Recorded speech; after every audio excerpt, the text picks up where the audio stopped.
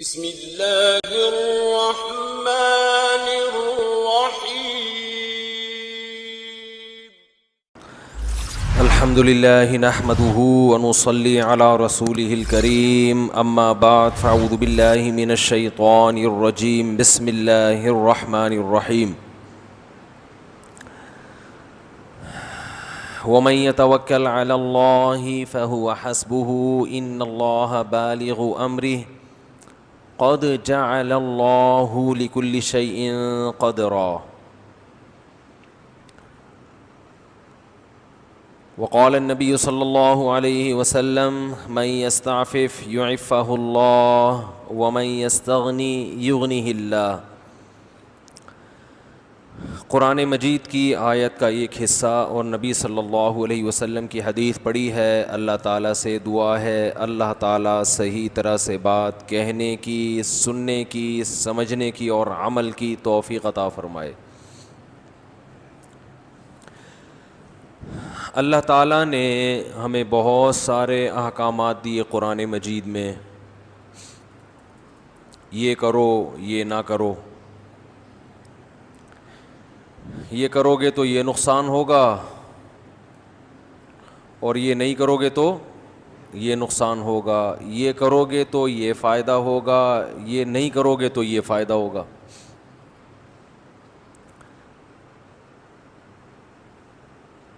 جب کوئی شخص آپ کو آرڈر دیتا ہے تو اس آرڈر کے دو طریقے ہوتے ہیں، یا تو وہ جلاد بن کے آپ کو کوئی حکم دیتا ہے کہ یہ کرو، آپ کہتے ہو سر میں یہ کیسے کر سکتا ہوں، تو کہتے ہیں مجھے صرف رزلٹ چاہیے، کیسے کرو گے اس کا آپ کو فائدہ ہوگا نقصان ہوگا، یہ میرا ہیڈ ایک۔ بولو بھائی نہیں ہوتا ہے نا، باس کے اس قسم کے بھی آرڈرز ہوتے ہیں۔ مثلاً آپ کی پیمنٹ کہیں پھنسی ہوئی ہے، فون کیا بھائی پیسے پہنچا دو، آرڈر ہے نا، سامنے سے جواب ملتا ہے سر میری نانی کی طبیعت خراب ہے، میری بچی کی شادی ہونے والی ہے، میرے فلاں مسئلہ، میرا فلاں مسئلہ، میرے پاس پیسے ہیں نہیں، تو وہ جواب میں کہتا ہے بھائی یہ آپ کے مسائل ہیں، یہ میرا ہیڈیک نہیں ہے، مجھے اپنی پیمنٹ سے مطلب ہے، مجھے پیسے چاہیے۔ ہوتا ہے کہ نہیں ہوتا؟ بلکہ اور آگے چلتے ہیں، بھتہ خوری ابھی بہت ہو رہی تھی نا، ابھی تو کچھ کراچی میں حالات سیٹ ہو گئے، پرچی بھجوا دی جاتی تھی دکان میں، بھائی آپ کا بزنس 1 کروڑ روپے کا ہے تو 10 لاکھ روپے آپ خود پہنچا دیں تو زیادہ اچھا ہے، ہم لینے آئیں گے تو پیسوں کے ساتھ آپ کی کھال بھی لے کے جائیں گے۔ ہوتا ہے نا، ہوتا تھا، اب تو ذرا کم ہو رہا ہے۔ بھائی میرا یہ مسئلہ ہے، میرا یہ مسئلہ ہے، آپ میری ارننگ کو تو دیکھ رہے ہیں لیکن میرے یہ مسائل ہیں، تو دہشت گرد تو اس سے کوئی واسطہ نہیں ہوتا، وہ کہہ رہے بھائی یہ آپ کے مسائل ہیں، یہ اتنا بھتہ ہے، اگر آپ نے عزت کے ساتھ بزنس کرنا ہے، کاروبار کرنا ہے تو خود سے پہنچا دیں اور ہر مہینے کے باندھ دیں۔ تو آرڈر کا ایک اسٹائل یہ ہوتا ہے، کیا خیال ہے؟ صحیح کہہ رہا ہوں نا، غلط تو نہیں کہہ رہا؟ ایک آرڈر دینے کا اسٹائل یہ ہوتا ہے کہ تمہارے باپ کو بھی یہ کام کرنا ہے۔ ایک اسٹائل ڈاکٹروں کا ہوتا ہے، طبیبوں کا ہوتا ہے، وہ آپ کو کہتے ہیں بھائی دیکھو بڑا گوشت نہیں کھانا، سر بڑے گوشت کی اجازت دے دیں، اب ہم کہاں غریب لوگ چھوٹا گوشت، بکرے کا آپ کو پتہ ہے کتنا مہنگا ہے سر، اور آپ کو پتہ ہے چکن کے بارے میں بھی لوگوں نے کچھ کہا ہوا ہے کہ یہ ہوتا ہے وہ واللہ عالم، تو سر اب بکرا میں کہاں کھا سکتا ہوں، تو ڈاکٹر بندوق نکال کے کنپٹی پہ نہیں رکھے گا۔ کیا خیال ہے بھائی؟ وہ دہشت گرد تو فوراً بندوق نکال دینے کا، دے رہا ہے یا کھال بھی دے گا اپنی ساتھ میں۔ وہ پہلے قربانی کی کھالیں لینے آتے تھے تو کہہ رہے تھے صرف گائے کی کھال دو گے یا اپنی بھی ساتھ میں دو گے؟ اگر صرف گائے کی کھال دینا چاہتے ہو تو خود ہی پہنچا دینا، اور اگر گائے کے ساتھ اپنی کھال دینے کی بھی خواہش ہے تو بول دو کہ نہیں دینی کھال ہم نے, گائے کی کھال ہم آپ کو, قربانی کی کھال ہم آپ کو نہیں دیں گے. تو اس کا مطلب ہماری ڈکشنری میں یہ ہے کہ آپ گائے کی تو دیں گے, ساتھ ساتھ اپنی بھی دینا چاہیے. یہ اسٹائل ہوتا تھا دہشت گردوں کا. تو یہ اسٹائل ہوتا ہے کس کا؟ دہشت گردوں کا, جلاد. ایک اسٹائل ہے ڈاکٹر کا. ڈاکٹر بھی آپ کو کچھ چیزوں سے منع کرتا ہے, حکیم بھی منع کرتے ہیں. بھائی آپ نے بڑا گوشت بولو نا نہیں کھانا. آپ کہتے ہیں سر یہ میں کہاں سے چھوٹا گوشت, آپ خود سوچیں, میں ویسے ہی اتنا چھوٹا ہوں, چھوٹا گوشت خریدنے سے تو اور چھوٹا ہو جاؤں گا میں, کچھ طرز کھا لیں میرے اوپر. بکرے تو سارے صدقے کے نام پہ کٹ جاتے ہیں, اس لیے بکرے کا گوشت تو ویسے ہی مہنگا ہو گیا ہے. غریبوں میں راشن تقسیم کرنا, دالیں دینا, یہ تو صدقہ ہمارے معاشرے میں ختم ہو گیا. بکرے کو بھینٹ جب تک نہ چڑھائیں تو ان کا صدقہ کمپلیٹ ہوتا نہیں ہے. صدقے کے بکرے کے یہ ریٹ ہیں, نارمل بکرے کے یہ ریٹ ہیں. پھر وہ صدقے کا بکرا اتنا چھوٹا, اتنا مریل, وہ خود بیچارہ واجب التصدق ہوتا ہے کہ اس کے اوپر صدقہ کیا جائے. میں تو جب بھی گزرتا ہوں نا, پنجرے میں بکرے بند ہوتے ہیں, میں ساتھیوں سے کہتا ہوں یار میری طرف سے 5 روپے کا لوسن اس کو کھلا دینا یار. تو ڈاکٹر کو جب آپ کہتے ہیں کہ بڑا گوشت میں نہیں کھا سکتا, تو ڈاکٹر بندوق نکال کے کن پڑی پہ نہیں رکھتا کہ تیرے باپ کو بھی چھوڑنا پڑے گا. ایسے کرتا ہے ڈاکٹر, آپ کا خیر خواہ ہے. آپ جب اسے کہتے ہیں کہ بھائی میں ڈاکٹر صاحب میرے لیے بڑا گوشت چھوڑنا بڑا مشکل ہے, میں دنیا چھوڑ دوں گا, بڑا گوشت نہیں چھوڑ سکتا, میں دنیا چھوڑنے کے لیے تیار ہوں, پٹھان ہوٹل کے پراٹھے چھوڑنے کے لیے تیار نہیں ہوں. صحیح ہے نا. لوگ کہتے ہیں کہ بھائی وہ گھی والے پراٹھے ہیں, ہم بھی کھاتے ہیں, اللہ تعالیٰ حفاظت رکھے. سر میں دنیا چھوڑنے کے لیے تیار ہوں, میں حلوہ پوری پوریوں کی دکان پہ دیکھو, پراٹھا پھر بھی اچھا ہوتا ہے اللہ کے بندو. یہ جو ربڑ کی پوریاں ہیں نا یہ تو بالکل ہی بیڑا غرق کر رہی ہیں. حلوہ پوری صبح, سب چیزیں گھی میں, پورے گھی کے ڈبے کھا رہے ہیں حلوہ پوری کے نام پہ. خیر کھائیں, اپنے خرچے پہ کھا رہے ہیں. لوگ پھر بولتے ہیں میڈیکل سائنس میں بہت ٹانگ اڑانے لگے ہیں مفتی صاحب. تو آپ ڈاکٹر کو کہتے ہیں کہ میں دنیا چھوڑ سکتا ہوں, میں بریانی نہیں چھوڑ سکتا, میں حلوہ پوری نہیں چھوڑ سکتا, میں گول گپے نہیں چھوڑ سکتا. ابھی کل میں گیا اپنے پرانے دوست احباب سے ملنے, تو ہمارے ایک ریلیٹیو تھے, گٹکے سے ان کا انتقال ہو گیا. جوان تھے, بالکل 35 سال عمر ہوگی, میرڈ تھے, بچے بھی تھے ان کے. تو گٹکے سے نا کینسر ہوا منہ کا, بالآخر ان کا انتقال ہو گیا. تو ان کی جو اہلیہ تھیں وہ بھی ہمارے گھر والوں کے سے ان کا بھی تعلق تھا, دوستی تھی. تو میں وہاں ان کے ریلیٹیو سے پوچھ رہا تھا کہ وہ تو بیچاری بیوہ ہو گئیں اور ان کے بچے یتیم ہو گئے, بڑا ترس کھا رہا تھا نا. تو گٹکا کیسی خطرناک چیز ہے یوں کہہ رہا تھا میں. تو انہوں نے کہا کہ ان کی جو بیوہ ہے نا وہ میت پہ جب رو رہی تھی تو ان کے منہ میں بھی گٹکا تھا. کیا اسٹائل ہے بھائی. یعنی شوہر کا انتقال, میاں بیوی دونوں گٹکے کے عادی تھے. شوہر کی میت پڑی ہوئی ہے, بیوہ کو غم ہے, تو غم دور کرنے کے لیے استعمال کیا ہو رہا ہے؟ گٹکا. تسلیاں کہ اللہ تعالیٰ مغفرت فرمائے. ایک تو یہ تسلی ہوتی ہے نا, اللہ مغفرت فرمائے, بھائی سب کا ایک دن متعین ہے, موت تو برحق ہے, اور ابھی آپ ان سے جدا ہو گئی, یہ ہمیشہ کے لیے جدائی نہیں ہے, برزخ میں انشاءاللہ ملاقات ہو جائے گی. ان چیزوں سے اب تسلی لواحقین کو نہیں ہوتی. لواحقین کا غم اس قسم کے جملوں سے ہلکا. بولو نا, جملہ کمپلیٹ کرو بھائی. انا للہ و انا الیہ راجعون, دعا ان کو پڑھ کے سنائی جائے کہ بھئی ہم اللہ ہی کے لیے, ہم نے اللہ ہی کی طرف لوٹ کر جانا. یہ پہلے چلے گئے, آپ اس کے بعد آئیں گی. یہی جب بیوہ کوئی عورت ہو جاتی ہے یہی تسلی دی جاتی ہے نا. بھائی کہتے ہیں ہم ہیں نا, ہم ہیں نا, تمہارا میاں مر گیا تو ہم بھائی ہیں, ہم تمہیں سپورٹ کریں گے. محلے والے کہتے ہیں بھائی ہم ہیں, اپنے بچوں کا یتیم بچے اب ہمارے ہی بچے ہیں. ان چیزوں سے اب تسلی نہیں ہو رہی. تسلی ہو کس سے رہی ہے؟ بھائی گٹکا کھائیں گے تو دماغ کیا ہوگا؟ ریلیکس ہوگا. تو میں یہ کل کا واقعہ, یہ نہیں واقعہ تو پرانا ہے, لیکن کل پتہ مجھے کل چلا ہے کہ انا للہ ہو گیا میاں کا, اور ہوا کس سے ہے؟ گٹکے سے. اور بیوہ خاتون, وہاں خواتین گواہی دے رہی ہیں کہ جب یہ میت پہ رو رہی تھی تو ان کے منہ میں بھی کیا تھا؟ گٹکا تھا. تو یہ عبرت ہے بھائی. یہ تو وہی میں کہہ رہا ہوں کہ لوگ کہتے ہیں بھائی دنیا چھوڑ دیں گے, حلوہ پوری نہیں چھوڑیں گے, گٹکے نہیں چھوڑیں گے. کئی کیسز آ چکے ہیں. خیر,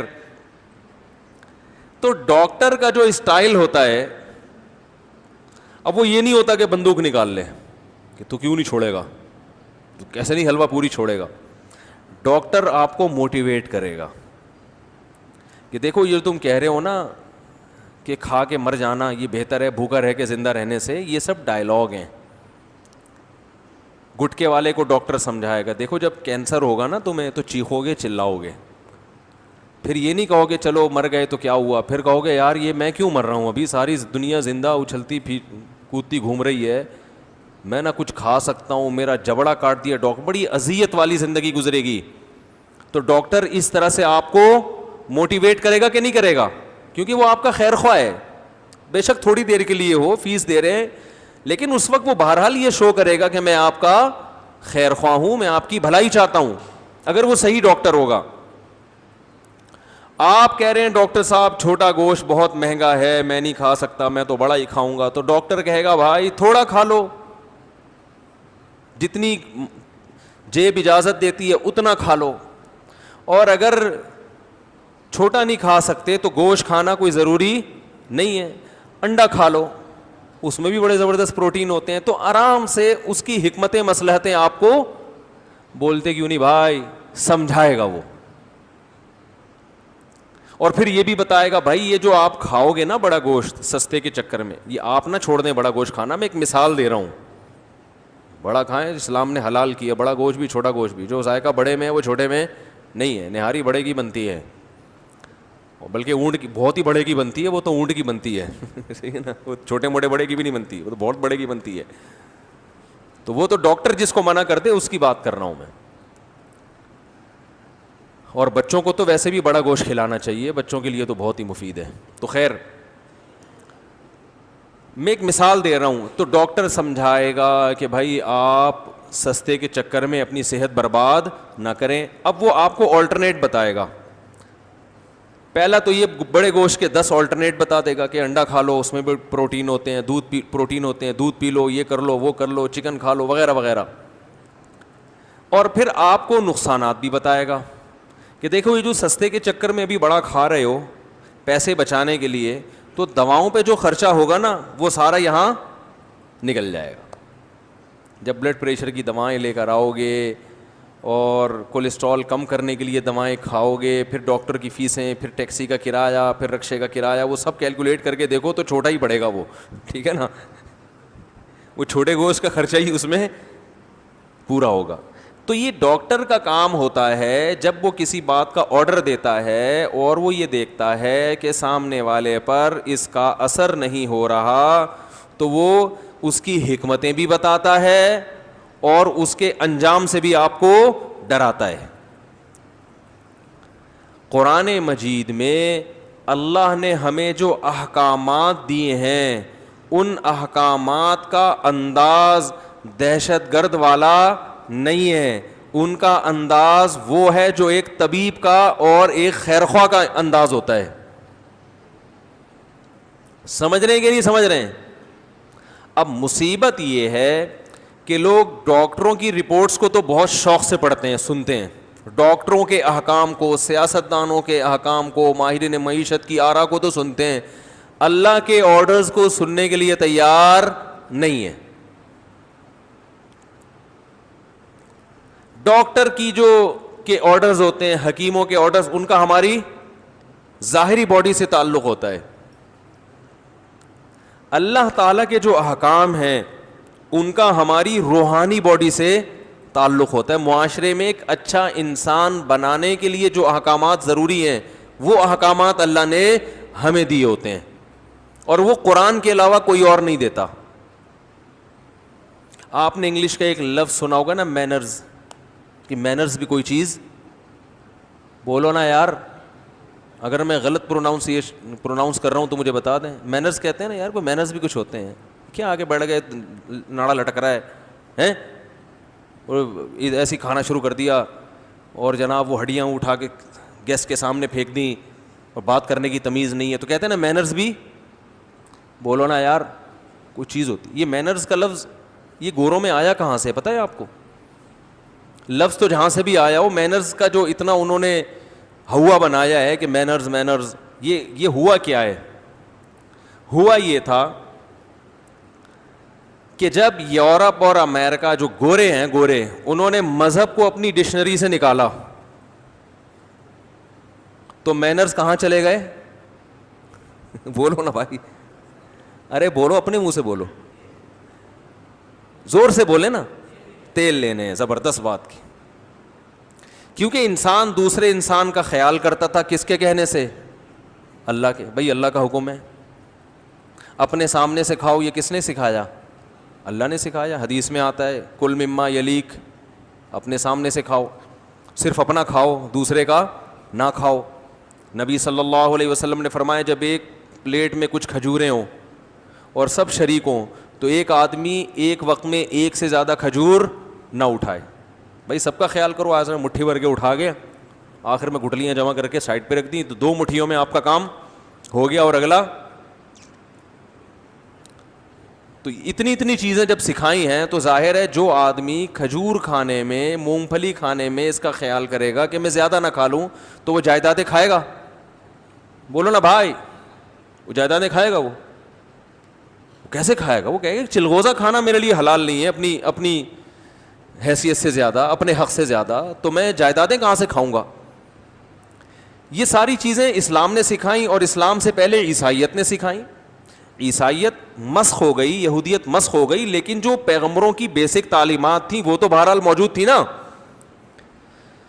بھائی حضرت عیسیٰ علیہ السلام کے وہ اقوال جن کا اخلاقیات سے تعلق تھا وہ تو بہرحال عیسائیوں میں آج بھی تھی, اب بھی ہیں, یہودیوں میں اب بھی ہیں. ہاں عبادات کا وہ باب جس میں ان کو ٹینشن ہوتی تھی کہ نماز پڑھنا, روزے رکھنا ٹینشن والا کام تھا نا, اسی طرح سود کھانا حرام ہے, یہ عیسائیت میں بھی حرام اور یہودیت میں بھی حرام. تو اس قسم کی چیزوں کو انہوں نے کیا کر دیا, غامدی جیسے لوگ پیدا کیے جنہوں نے کچھ گھمایا پھرایا, داڑھی واڑی نکال دی مذہب سے, اور اس ٹائپ کا کچھ ملغوبہ سے کہ لبرلز لوگوں کے لیے مذہب میں اٹریکشن پیدا ہو جائے. مذہب کو بچانے کے لیے کیا کیا, بجائے اس کے کہ لوگوں کو مذہبی بناتے, مذہب کو لوگوں کے مطابق ڈھال دیا گیا. اب بھی لوگ ہم سے کہتے ہیں داڑھی کے مسئلے میں اتنی سختی نہ کیا کریں مفتی صاحب, داڑھی کوئی فرض واجب نہیں ہے. میں کہتا ہوں بھائی داڑھی فرض واجب ہے. نبی صلی اللہ علیہ وسلم کا حکم ہے اعفوا اللحى وقصوا الشوارب, داڑھی بڑھاؤ, رکھنے کا نہیں ہے, بڑھانے کا ہے.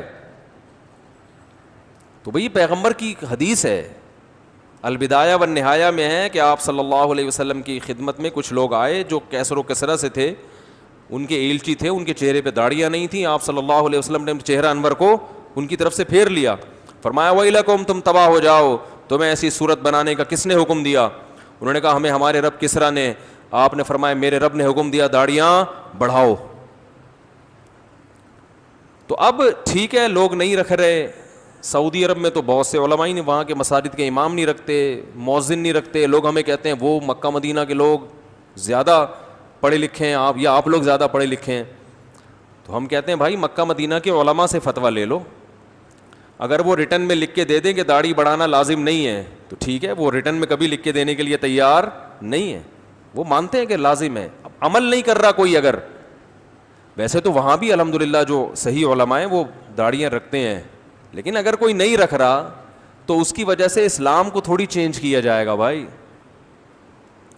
لوگ کہتے ہیں ہمیں آفس میں مشکلات پیش آتی ہیں, نوجوان کہتے ہیں ہم داڑھی رکھیں گے رشتہ نہیں ملے گا. تو بھائی رشتہ ملنا نہ ملنا یہ آپ کی ہیڈیک ہے, اس کی وجہ سے اسلام چینج نہیں ہوگا. آپ کو رشتہ دیندار کا جب ملے گا جب آپ کے چہرے پہ داڑھی ہوگی. رشتے تو مل جائیں گے, فرشتے جیسے رشتے ملیں گے آپ کو. خیر, تو یہود و نصارہ نے ان کے ہاں بھی کیا تھا کہ ان کے بھی پادری بتایا کرتے تھے یہ جائز ہے یہ ناجائز ہے, یہ الاؤڈ ہے, یہ ناٹ الاؤڈ. زنا حرام تھا, شراب کیا تھی, حرام تھی, عیسائیت میں بھی اور یہودیت میں بھی. 100 سال پہلے کا یورپ اور آج کے یورپ میں زمین آسمان کا فرق ہے.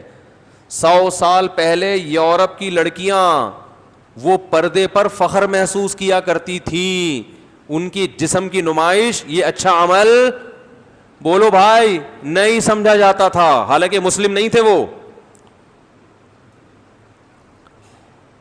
ان کے ہاں پردے کو بھی اہمیت دی جاتی تھی. تھائی لینڈ میں کس قدر بے حیائی ہے, ساری دنیا کہتے ہیں کہ عیاشی کے لیے تھائی لینڈ جاتی ہے. تھائی لینڈ کے لوگوں سے میں نے سنا کہ 100 سال پہلے کی جو محاورے ہماری زبان میں اب تک چلے آ رہے ہیں نا, ان میں یہ ہے, ایک انہوں نے مجھے تصویر دکھائی جھونپڑی نما نا, ایک ان کی تو زبانی جھونپڑی, پتہ نہیں کیسے لکھتے ہیں وہ, تھائی زبان اور چائنیز زبان دیکھی, کچھ جھونپڑیاں بنی ہوئی ہوتی ہیں, اتنی ایک لفظ لکھنا ہوتا ہے انسان پورے پورے بنگلے بنا دیتا ہے. اللہ کا شکر ادا کرو, اللہ نے ہمارا رسم الخط آسان رکھا ہے, ان کے رسم الخط بہت مشکل ہے. یعنی اتنی سی بات اگر آپ اردو میں لکھیں گے تو ایک لائن میں ہوگی, انگلش میں تھوڑی سی بڑی ہو جائے گی, عربی میں اور سمٹ جائے گی.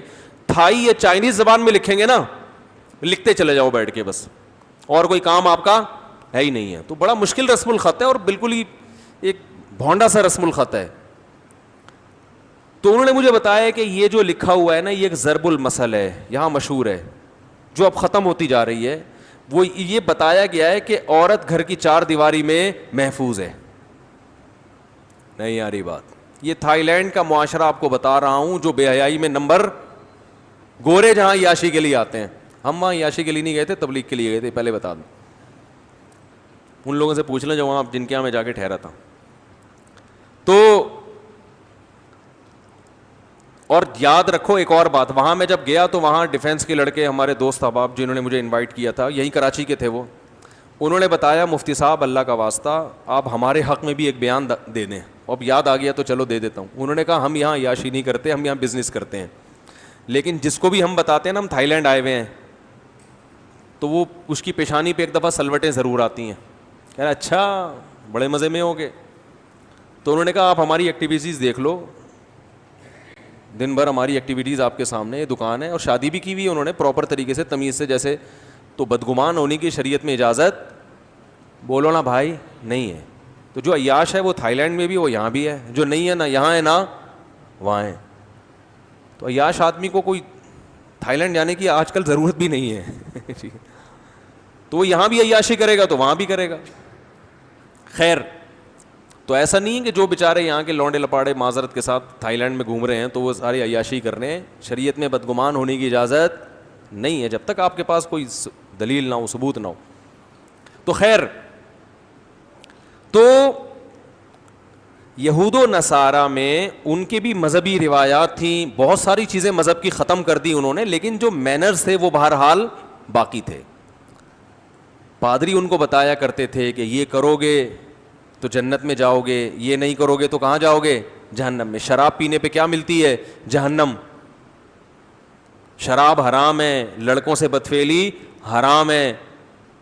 تو جب یورپ نے مذہب کے خلاف بغاوت کی تو حرام اور حلال کا کانسیپٹ ختم. اب دیکھو اسلام نے ایک بات بتائی ہے, وَيْلٌ لِّلْمُطَفِّفِينَ الَّذِينَ إِذَا اكْتَالُوا عَلَى النَّاسِ يَسْتَوْفُونَ. فرمایا تباہی ہے ان لوگوں کے لیے کہ جو اپنا حق لینے کے لیے جاتے ہیں تو پورا پورا لیتے ہیں, حق دینے کی باری آتی ہے تو ڈنڈی مارتے ہیں. یہ آیتیں جب صحابہ نے سنی تو اب آپ بتاؤ وہ تجارت میں کھوٹ کر سکتے تھے؟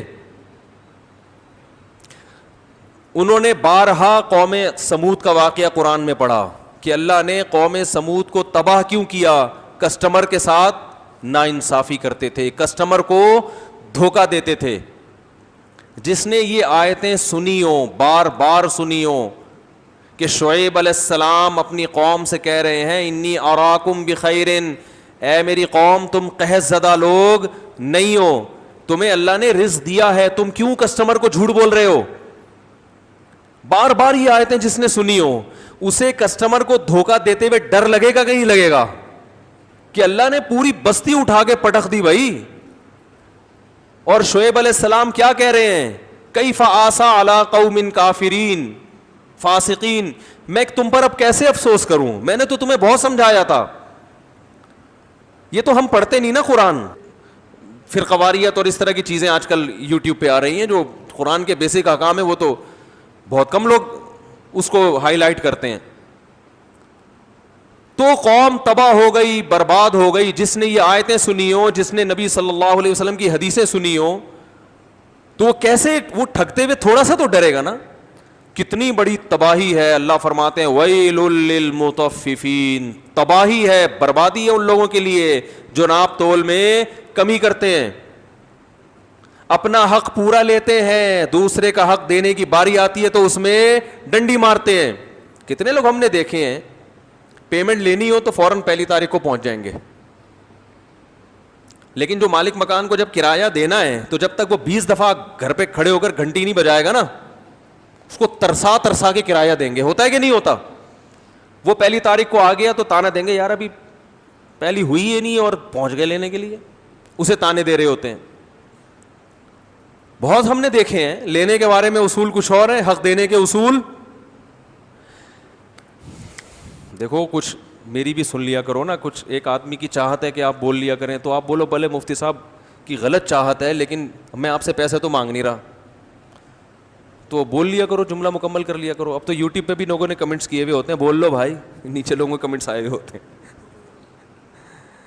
نیچے لوگوں کے کمنٹس آئے ہوئے ہوتے ہیں کہ بول لو بھائی. کمنٹس میں پڑھتا ہوں یوٹیوب پہ جو بیانات ہیں نا, تو اس میں نیچے لوگوں نے بول لو نا یار, خود لکھا ہوا ہوتا ہے لوگوں نے. تو اب مجھے ایک بات بتاؤ, اسلام نے جب یہ بتایا کہ ناپ تول میں کمی ہے, اب جو آپ مسلمان اتنے ٹھگے نظر آ رہے ہیں نا آپ کو, اس لیے کہ مذہب کو فالو کرنا چھوڑ دیا. لیکن ایک مذہب ایک ایسی چیز ہے جو ان کو اس طرف لا سکتی ہے. مذہب ایک ایسی چیز ہے, مذہب کے علاوہ دنیا کی کوئی طاقت نہیں لا سکتی. یا قانون اور ڈنڈا اتنا سخت چلے کہ وہ لے کر آئے, پھر اس کے کیا سائڈ افیکٹ ہیں وہ میں بھی بتاتا ہوں. تو جب یورپ میں مذہب کو انہوں نے اپنی لغت سے نکالا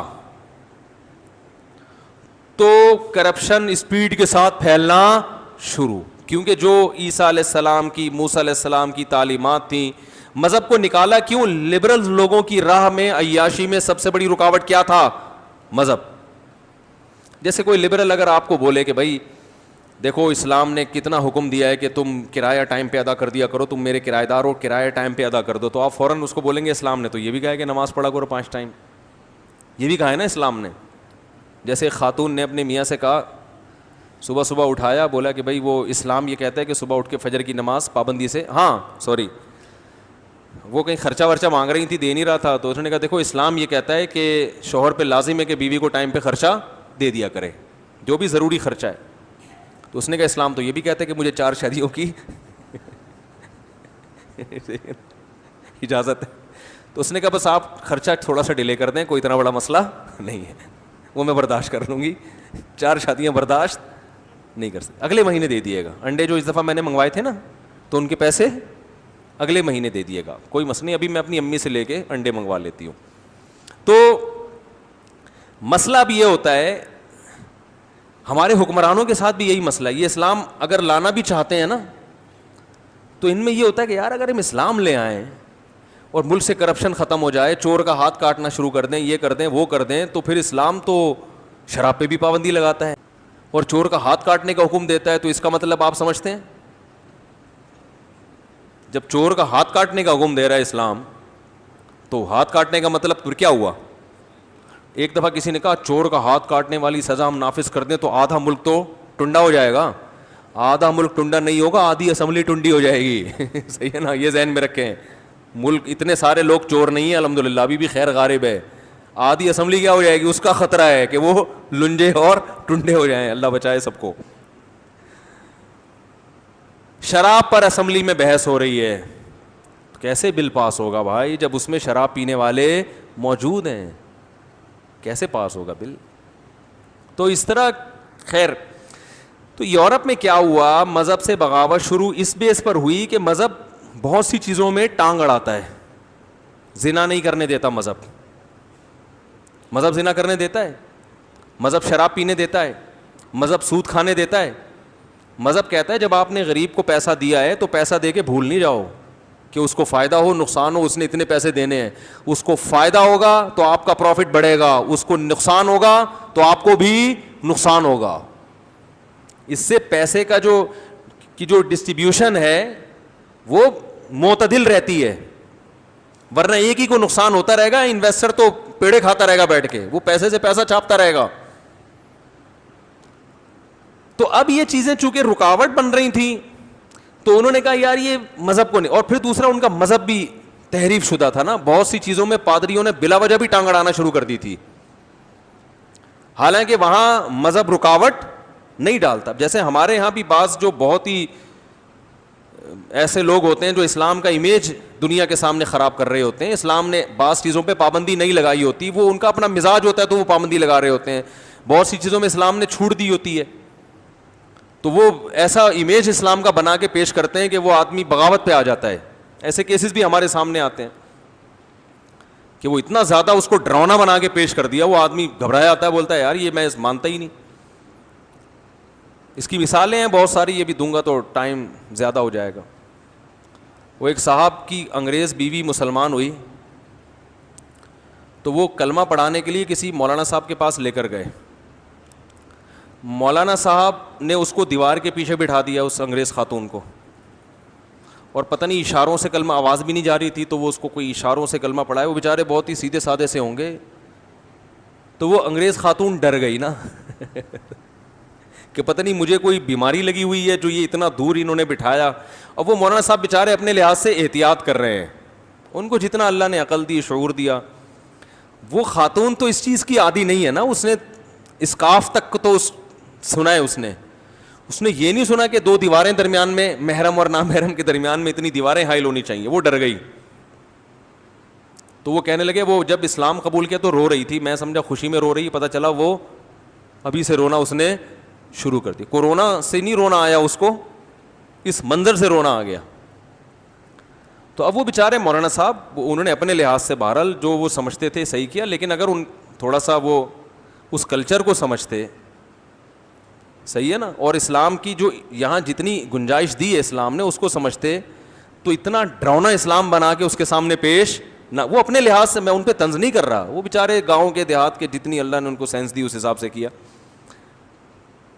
لیکن بھائی ایسے موقع پہ ہمیں جو احادیث ملتی ہیں, خواتین تو نبی صلی اللہ علیہ وسلم کی مجلس میں آ کے کتنے سوالات خواتین نے پوچھے ہیں. میں نے کہا بھائی بخاری کی حدیث ہے, ایک خاتون نبی کی محفل میں آ کے کہا کہ یا رسول اللہ میں آپ سے نکاح کرنا چاہتی ہوں. اب آج اگر کسی مولانا صاحب کوئی بیٹھے ہوئے ہوں اور ان کی محفل میں کوئی خاتون آ کے بولے کہ میں آپ سے نکاح کرنا چاہتی ہوں, تو مولانا صاحب بھی دائرہ اسلام سے خارج اور وہ خاتون تو دائرہ اسلام سے بالکل ہی خارج. اور یہ ویڈیو اگر یوٹیوب پہ آ گئی تو دونوں کی واٹ لگ گئی کہ نہیں لگی. تو پردہ کرنا ویسے بھی عورت پہ فرض ہے, مرد پہ نہیں ہے. اگر کسی عورت کی طبیعت میں اتنی حیا ہے کہ وہ کہتی ہے میں سامنے نہیں بیٹھوں گی, بہت اچھی بات ہے, اس کو شریعت اپریشیٹ کرتی ہے, لیکن یہ عورت کا کام ہے کہ اس نے سامنے بیٹھنا ہے یا پردے کے پیچھے یا دیوار کے پیچھے یا قسطنطینیہ کی دیوار کے پیچھے بیٹھنا ہے. اس نے اتنی موٹی تھی, یہ کس کا کام ہے؟ بولو نا بھائی, عورت کا کام ہے. بعض عورتوں میں بہت زیادہ حیا ہوتی ہے جو کہ اچھی بات ہے, تو شریعت نے کہا ہے کہ بھائی آپ اس کو مجبور نہیں کر سکتے. میں نے جب شروع میں کال ٹائمنگ کا 2007 میں نا میں نے سلسلہ شروع کیا, تو میں نے اناؤنس کیا کہ بھائی جو خواتین آواز کا پردہ کرتی ہیں تو وہ ای میل پہ مسئلہ پوچھ لیں, اور جو فون پہ ڈائریکٹ بات کرنا چاہتی ہیں تو یہ ٹائم ہے. سو بعض لوگوں نے اعتراض کیا, کیا مطلب, یہ کیا مطلب, یہ کیا ہو رہا ہے بھائی؟ اگر ڈائریکٹ بات کرنا خاتون کا برا ہے تو پھر ہر ایک کے لیے برا ہے, پھر سب ای میل پہ پوچھیں, اور اگر برا نہیں ہے تو باقی ای میل پہ کیوں پوچھیں, وہ ڈائریکٹ کال کر کے پوچھیں. تو یہ سمجھ لیں, یہ جو میں بات سمجھانا چاہ رہا ہوں نا اب اس واقعے سے سمجھ میں آئے گی.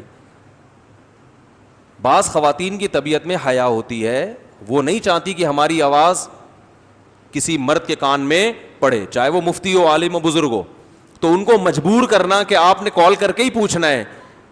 تو یہ آپ, اس کا مطلب ہے کہ آپ ان کی جو حیا ان کے اندر اللہ نے فطری طور پر رکھی ہے, آپ اس کو زبردستی اس حیا کے خلاف چلنے پر مجبور کر رہے ہیں. حیا بھی تو ایک نجی معاملہ ہے نا کسی کا, اس میں شریعت نے ایک حد تک تو باؤنڈری کھینچی ہے کہ بھائی اس سے کم نہیں ہونی چاہیے, اس سے زیادہ نہیں ہونی چاہیے. اس کے بعد لوگوں کو آزاد رکھا ہے. ہمیں صحابیات میں ایسی خواتین بھی ملتی ہیں جو اپنے لباس کا بھی پردہ کرتی تھیں, جن کو مخدرات کہا جاتا تھا. مخدرہ اس عورت کو کہتے ہیں جس کے برقعے پہ بھی کسی کی نظر نہ پڑے. جب یہ ہم حدیثوں میں پڑھتے تھے تو ہمیں سمجھ میں نہیں آتا تھا ایسی عورتیں بھی ہوتی تھیں. تو ہماری دادی ہمیں بتایا کرتی تھیں, اللہ ان کی مغفرت فرمائے, کہ ہندوستان میں وہ بتاتی تھیں کہ جو مالدار عورتیں ہوتی تھیں نا وہ اسی طرح پردہ کرتی تھیں. تو چونکہ دادی کا ہمارے بہت مالدار فیملی سے تعلق تھا, تو وہ ہمیں بتاتی تھی کہ ہم جب گھر سے باہر نکلتے تھے تو گلی کو دونوں طرف سے بند کیا جاتا تھا, سمجھ رہے, تمبو لگا کے, گھر کو نا ادھر سے بھی ادھر سے بھی. پھر ڈولی میں بیٹھتے تھے اور وہ ڈولی اٹھا کے, بھائی گدھے گھوڑوں پہ سفر نہیں, جو عورتیں ہیں نا وہ اس طرح کرتی تھیں سفر, پھر اس ڈولی کو بٹھا کے گدھا گاڑی پہ رکھیں یا بیل گاڑی پہ رکھیں یا جہاں بھی لے جا کے رکھیں. تو بڑے گھروں میں یہ علامت سمجھی جاتی تھی, یہ فخر کیا جاتا تھا, بھائی ان گھر کی عورتیں ایسے پردہ کرتی ہیں کہ ان کے لباس پہ بھی کسی کی نظر نہیں پڑتی. تو اس میں اگر کوئی حرج نہ ہو تو اس میں کوئی گناہ نہیں ہے. لیکن اگر کوئی عورت یہ پردہ نہ کرنا چاہے تو آپ اسے مجبور نہیں کر سکتے, کیونکہ صحابیات میں ایسی عورتیں بھی تھیں جو اس طرح پردہ نہیں کرتی تھیں. تو ایک تو واجب پردہ ہے, اس کی تو شریعت نے حکام بیان کر دی ہے, اس سے اوپر کیا ہے, مستحب ہے, غریبی ہے. تو اگر کسی کوئی حرج واقع نہ ہو رہا ہو تو عورت جتنا مرضی پردہ کر لے, شریعت نے اس پہ پابندی نہیں لگائی. ہاں وہاں لگائی ہے جہاں کوئی حرج ہو رہا ہے. مثال کے طور پر حرج کبھی دنیاوی ہوتا ہے, کبھی اخروی ہوتا ہے. بیمار ہیں, مر رہی ہیں, فیمیل ڈاکٹر مل نہیں رہی ہے, میل ڈاکٹر سے علاج ہوگا, نہیں جی ہم تو ہمارے تو برقعے پہ بھی کبھی کسی نامحرم کی نظر نہیں پڑی, تو یہ میل ڈاکٹر ہمارے بلڈ پریشر کیسے چیک کر سکتا ہے. تو بھائی رگ پھٹ جائے گی دماغ کی محترمہ, ٹھیک ہے نا, سمجھ میں آ رہی ہو. اب یہی فی الحال یہی ڈاکٹر ملا ہے ہمیں. تو اب یہاں کیا ہوگا کہ یہ حیا ایسی ہے جس سے فائدے کے بجائے کیا ہو رہا ہے, نقصان ہو رہا ہے نا, جسم کو نقصان ہو رہا ہے. تو یہاں پھر اپریشیٹ نہیں کیا جائے گا اس حیا کو, یہ ضرورت ہے ایسے موقع پہ. اسی طرح حیا بعض دفعہ رکاوٹ بنتی ہے شرعی حکم کو پورا کرنے میں. سفر کر رہی ہیں کوئی خاتون, ڈولی میں بیٹھی ہوئی ہیں, فار ایگزامپل نماز کا ٹائم ہو گیا, زمین ڈولی میں تو کھڑے ہونے کی جگہ نہیں ہوتی نا, اور وہ کھڑے ہو گئے سارے ڈولی اٹھانے والے وہ سارے بیٹھ جائیں گے پھر, ٹھیک ہے نا. نماز کا ٹائم ہو گیا, ٹرین میں سفر ہو رہا ہے, جہاز میں سفر ہو رہا ہے, نماز کا ٹائم ہو گیا. اب شریعت کہتی ہے بھائی جاؤ وضو کرو, چہرہ دھو اور تمیز سے نماز. نہیں جی ہمیں شرم آ رہی ہے, ایکچولی اتنے سارے جینٹس اور اتنے مردوں کے بیچ میں کیسے نماز پڑھوں گی, میں تو بہت شرم والی ہوں, میرے تو آج تک ناخن کسی نامحرم نے نہیں دیکھا. اور بھائی جاؤ تمیز سے جا کے وضو کرو, اور وضو کے لیے چہرہ بہرحال کھولنا پڑتا ہے. تو جتنا پردے کا انتظام ہوگا لیکن آپ کو نماز پڑھنی پڑے گی. سمجھ میں نہیں آ رہی, میرا خیال ہے بات آ رہی ہے کہ نہیں آ رہی ہے. تو وضو بھی کرنا پڑے گا, چاہے جگہ کہیں نہ ہو تو مردوں کے بیچ میں کھڑے ہو کے نماز پڑھنی پڑے گی. تو جو فرائض واجبات ہیں, چاہے وہ دنیا کے لحاظ سے ہوں چاہے وہ آخرت کے لحاظ سے, ان کو فوکس, ان کو پورا کر کے پھر جتنی مرضی حیا ہو, شریعت نے پابندی نہیں لگے. ہاں اسی طرح کوئی بچی شادی ہو کے سسرال چلی جاتی ہے, اس کی طبیعت میں اتنی حیا, ایک تو شرعی پردہ دیور سے جو فرض درجہ ہے وہ پورا کرنا, وہ تو لازمی کرنا پڑے گا. ایک اتنی حیا اس کے اندر ہے, ایکچولی میرے تو برقعے پہ کسی نامحرم کی نظر نہیں پڑی, تو میرے دوپٹے پہ اگر دیور کی نظر پڑ گئی تو میں تو برداشت نہیں کر سکتی, لہذا کنڈی لگا کے, کنڈی میں ایلفی ڈال کے کمرہ بند کر کے بیٹھ گئی. اب ساری بہویں مل جل کے گھر میں کام کر رہی ہیں, افطاری بنا رہی ہیں, ایک کے ذمہ پکوڑے بنانا ہے, ایک کے ذمہ سموسے بنانا ہے. انہوں نے کنڈی لگائی ہوئی ہے, اس میں کیا ڈالا ہوا ہے, ایلفی. کہ میری جو حیا ہے نا وہ مفتی طارق مسعود صاحب کی جو دادی تھی نا ان جیسا پردہ میں کرتی ہوں کہ دونوں طرف کناتے لگا کے ڈولی میں بٹھایا جاتا ہے. تو ہمارا پردہ ایسے ہو. اب ڈولی تو نہیں ہے, یہ کمرہ ہے, ایلفی ڈال دی, پورا گھر ڈسٹرب ہو رہا ہے. بھائی تم پیڑے کھانے کے لیے ہو, یہاں پر آئی ہو, بس وہ کنڈی کھلے گی, یہاں سے سموسہ پارسل کیا اپنے حصے کا. تو جب ایک گھر میں رہتے ہیں تو گھر کے کام کاج میں سب کو مل جل کے شریک ہونا پڑتا ہے. ایسی صورت میں اس بہو سے کہا جائے گا بھائی جو واجب پردہ ہے, فرض پردہ ہے, وہ تو کرنا پڑے گا, جو مستحب ہے اس کو کیا کرو, چھوڑ دو, کیونکہ اس سے گھر میں فساد ہو رہا ہے, لڑائیاں ہو رہی ہیں. باقی بہویں کہیں گی یہ پیڑے کھانے کے لیے آئی ہے, ہم یہاں یہ کچھ بھی نہیں کرتی, 12 گھنٹے سوتی ہیں, اور 12 گھنٹے اس لیے سوتی ہیں کہ وہ مزید 12 تاکہ آرام سے سویا جا سکے. ٹھیک ہے نا, جیسے وہ سوڈانیوں کے بارے میں سنا نا کہ وہ صبح اٹھ کے سب سے پہلے آرام کرتے ہیں, سب سے پہلا کام ان کا کیا ہوتا ہے؟ آرام کرنا. تو اس لیے یہ جو پردہ جو ہے نا, یہ کس کی ذمہ داری ہے؟ عورت کی. مرد کو شریعت نے پردے کا مکلف نہیں بنایا ہے, مرد کو یہ کہا ہے کہ کسی پر غلط نظریں مت ڈالو. تو اگر کوئی عورت کسی مرد کے پاس آتی ہے, تنہائی میں نہیں, تنہائی میں عورت اور مرد کا اجتماع اسلام میں کیا ہے؟ حرام ہے. اس میں فتنے کا اندیشہ ہو یا نہ ہو, کسی تنہائی میں آپ کسی جوان عورت کے ساتھ نہیں مل سکتے, کتنے بڑے بزرگ ہوں آپ. ویسے اگر کوئی عورت ملنے کے لیے آتی ہے تو وہ نبی صلی اللہ علیہ وسلم کے پاس بھی آیا کرتی تھی. دیکھیے نبی صلی اللہ علیہ وسلم نے حجۃ الوداع کے موقع پر کیا ہوا ہے کہ آپ صلی اللہ علیہ وسلم کے پیچھے سواری پہ فضل ابن عباس رضی اللہ تعالیٰ عنہ بیٹھے ہوئے تھے, بالکل جوان تھے, خوبصورت تھے. ایک بوڑھا اپنی جوان بیٹی کو لے کر آیا کوئی مسئلہ پوچھنے کے لیے, تو حضرت فضل ابن عباس جو ہے نا اس بچی کی طرف, لڑکی کی طرف دیکھنے لگے. تو آپ صلی اللہ علیہ وسلم نے بڑی محبت سے ان کا چہرہ جو ہے نا اپنے ہاتھوں سے یوں کر کے ادھر گھما دیا, ٹھیک ہے نا, کہ ادھر نہیں دیکھو. اور آپ نے کیا الفاظ ارشاد فرمائے؟ رأیت الشاب والشابۃ فخفت علیہما, میں نے ایک جوان لڑکا دیکھا اور جوان لڑکی, مجھے دونوں پہ خطرہ ہوا. خطرہ دونوں طرف سے ہوتا ہے نا, وہ بھی بڑے خوبصورت تھے تو اس کا بھی ڈر تھا کہ یہ لڑکی عشق میں مبتلا ہو سکتی ہے, یہ بھی ڈر تھا. حالانکہ نبی صلی اللہ علیہ وسلم کے چچا زاد بھائی ہیں, اہل بیت میں سے ہیں, لیکن انسان تو انسان ہے نا. پہلے مرد ہوتا ہے, بعد میں وہ کچھ ہوتا ہے. عورت پہلے عورت ہوتی ہے, بعد میں وہ کچھ ہوتی ہے. تو آپ صلی اللہ علیہ وسلم نے ان کے چہرے کو ایسے کر کے پھیر دیا. اس حدیث میں بہت سارے اسباق ملتے ہیں. اس میں یہ بھی ملتا ہے کہ ایسا نہیں ہے کہ آپ نے اس بوڑھے کو کوئی معاذ اللہ کو یوں کر کے گھمایا ہو یا فتویٰ دیا ہو کہ کیا کر رہے ہو ہیں, بچی تمہاری چہرہ کھول کے یہاں کیوں کھڑی ہوئی ہے. تو اتنے کوئی جذباتی جو ہے نا, جو ہمارے ہاں آج کل ہو جاتا ہے. اس حدیث سے بعض علماء نے استدلال کیا ہے کہ چہرہ کھولنا اسلام میں عورت کے لیے جائز ہے, لیکن دوسری حدیثیں بھی ہیں جس میں چہرے چھپانے کا حکم دیا گیا ہے. تو اس لیے فتویٰ تو اسی پر ہے کہ جوان عورت پر چہرہ کا پردہ کرنا واجب ہے. لیکن اگر کوئی لڑکی نہیں کر رہی تو پھر مرد کو جو نظر کی حفاظت کا حکم کیوں دیا جا رہا ہے؟ اس کی وجہ آپ صلی اللہ علیہ وسلم نے فرمائی کہ مجھے فتنے کا, بولو بھائی, اندیشہ ہے. بعض حالات ایسے ہوتے ہیں کہ یقین ہوتا ہے کہ یہاں فتنہ نہیں ہوگا, عورت بوڑھی ہوتی ہے بعض مرتبہ, یا ایسی کنڈیشن. دیکھو وہاں وہ جو فضل ابن عباس جوان تھے نا, ان کو نبی نے حکم دیا, اور وجہ یہ کیا بیان کی کہ یہ بالکل شاب کہتے ہیں نوجوان کو, صرف جوان کو نہیں کہتے. نوجوانی کے حکام کچھ اور ہیں, ادھیڑ عمر کے حکام کچھ اور ہیں, بڑھاپے کے حکام کچھ اور ہیں. تو میں جب لوگوں کو مسئلہ بتاتا ہوں نا ان سب ان کی عمروں کا, وہ کنوارا ہے تو اس کے حکام کچھ اور ہیں, شادی شدہ ہے تو اس کے حکام کچھ اور ہیں, ایک شادی ہے تو حکام کچھ اور ہیں, 4 بیوی ہیں تو حکام بالکل چینج ہو جاتے ہیں. وہ بیچارہ اپنی بیویوں سے نظریں چھپاتا پھر رہا ہوتا ہے. سمجھ میں آ رہی ہے بات؟ جس کی 4 بیویاں ہوتی ہیں نا, میری ابھی ہے نہیں 4, میرے اوپر فٹ نہ کریں آپ لوگ, جس کی 4 ہوتی ہیں نا 4, اس کو تو بیچارے کو اپنی بیگم کو دیکھنے کے لیے بھی کچھ انرجی کی ضرورت ہوتی ہے. تو عفت اور پاکدامنی آتی ہے نا نکاح سے. تو ایک ہی لاٹھی سے سب کو ہانکا نہیں جاتا. اب مولانا طارق جمیل صاحب اگر کسی خاتون سے جا کے مل لیتے ہیں اور بہن بہن کر کے بات کر رہے ہیں, اور نیت بھی یہ کہ اس کو دین کے قریب لے کر آئیں گے, تو ان پر آپ وہ احکام نہیں جاری کر سکتے جو ایک لونڈا لپاڑا جو سارا دن عورتوں کے پیچھے بھاگ رہا ہوتا ہے. وہ تو تبلیغ بھی کرے گا تو ہم کہیں گے, میرے لوگ پوچھتے ہیں فیس بک پر, میری ایک لڑکی دوست بن چکی ہے, میں اس کو اسلام کی باتیں سکھا رہا ہوں. میں کہہ رہا ہوں آپ چھوڑ دو, آپ اس کو اسلام کی باتیں نہیں سکھاؤ, ٹھیک ہے نا. اس کے ابا ہیں, اس کے ماموں چاچا کو سکھانے دو, آپ اس سے فری ہونے کی کوشش.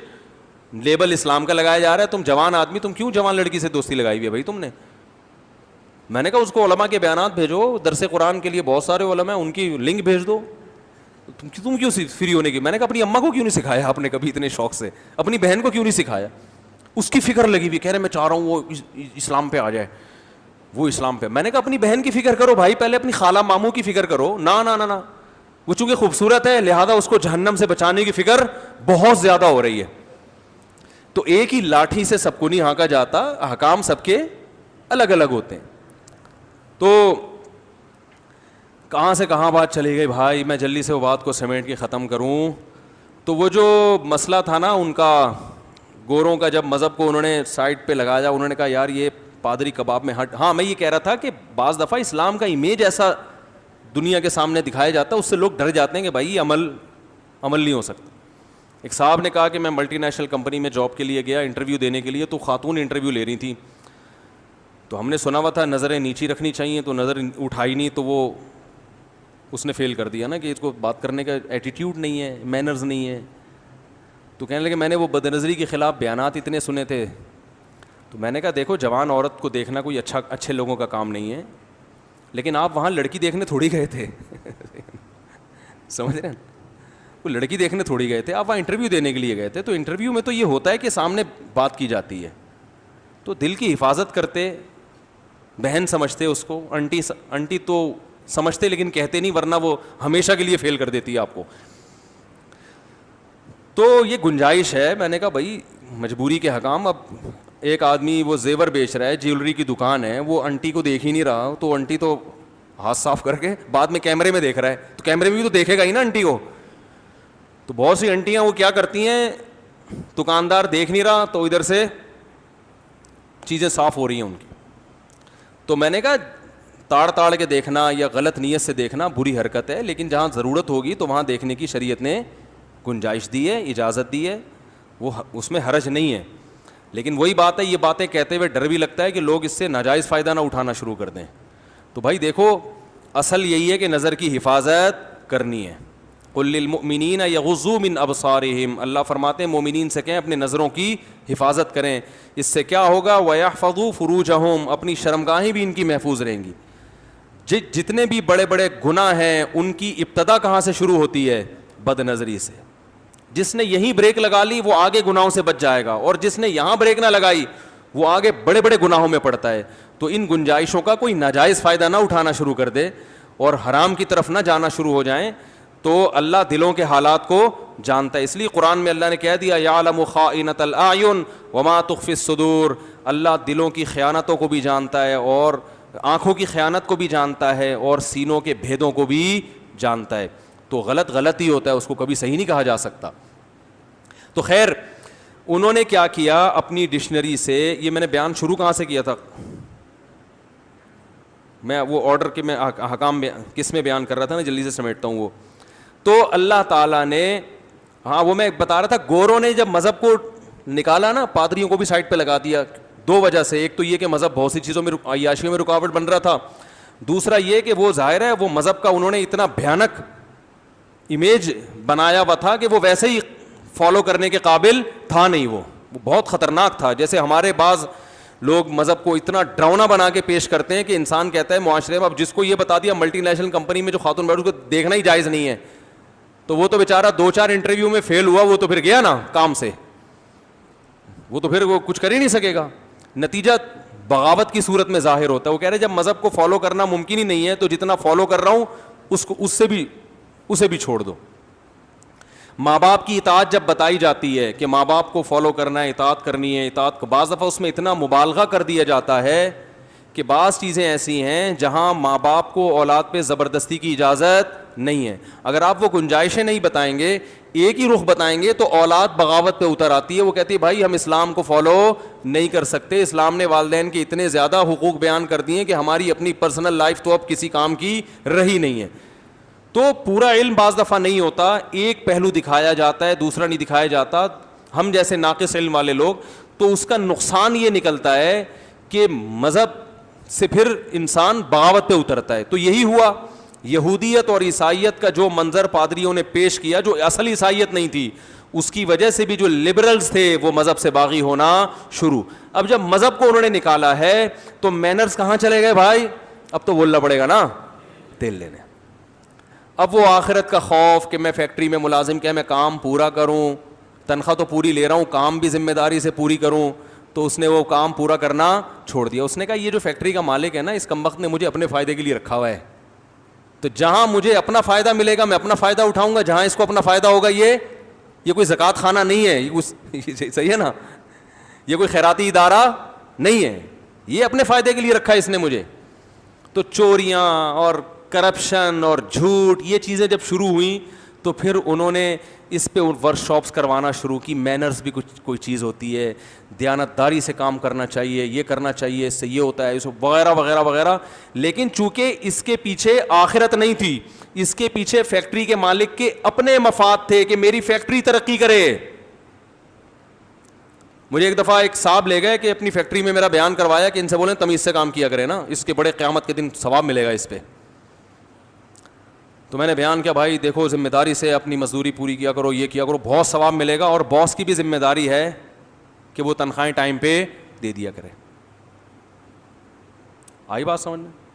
اور کچھ غریبی بھی کبھی کبھار بولو نا دے دیا کرے. تو وہ اس طرح پہ پھر لوگ کہتے ہیں یہ کیا ہو رہا ہے بھائی, یہ تو مسئلہ کیا ہو رہا ہے. اچھا وہ کہہ رہے تھے ان کو کہیں کچھ خود سے بھی کر دیا کریں بغیر تنخواہ کے, یعنی فیکٹری کو ترقی دینے کی دل و جان سے کوشش کریں, دل و جان سے. تو میں نے کہا یہ دل و جان سے کوشش کیوں کریں گے؟ ثواب کے لیے نا, اللہ راضی ہوگا نا تبھی تو کوئی کوشش کرے گا. یار باس کا حق تو نہیں ہے لیکن میں اچھا اس کو اور ترقی کرے, میں ایک اچھا ملازم ثابت ہوں گا, قیامت میں اجر ملے گا. تو میں نے کہا اجر جب اس کو ملے گا تو آپ ان کی سیلری بڑھا دیں گے تو آپ کو بھی بہت زیادہ اجر بولو بھائی ملے گا. تو ہوا یہ گوروں میں کہ انہوں نے کیا کیا, یہ مینرز ٹوپی ڈرامے چلا کے نا کچھ ایسے ورڈ اور ورک شاپیں شروع کروا دیں صرف اس لیے کہ ہماری فیکٹری کیا کرے گی, ترقی کرے گی, کمپنی مضبوط ہوگی. اپنا معاملہ ان کا ویسے کا ویسے ہی رہا. اب مثال کے طور پر دنیا میں جتنی بڑی طاقتیں ہیں, مینرز اخلاقیات بہت بولتے ہیں نا یہ لوگ, اپنے اخلاق کا عالم دیکھو. عراق کا بیڑا غرق کیا کہ نہیں کیا؟ یہ اخلاق ہیں صرف تیل حاصل کرنے کے لیے. عراق کے تیل کے کنووں پہ قبضہ کرنے کے لیے ان بڑی طاقتوں کے مینرز کہاں چلے گئے؟ تیل لینے. صحیح ہے نا؟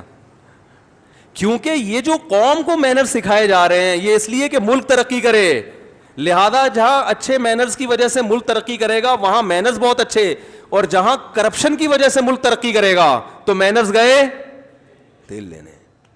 تو دنیا پہ دیکھو کیا حال بنایا ہوا ہے دنیا کا, ظلم اور بربریت کا میدان گرم ہے کہ نہیں ہے؟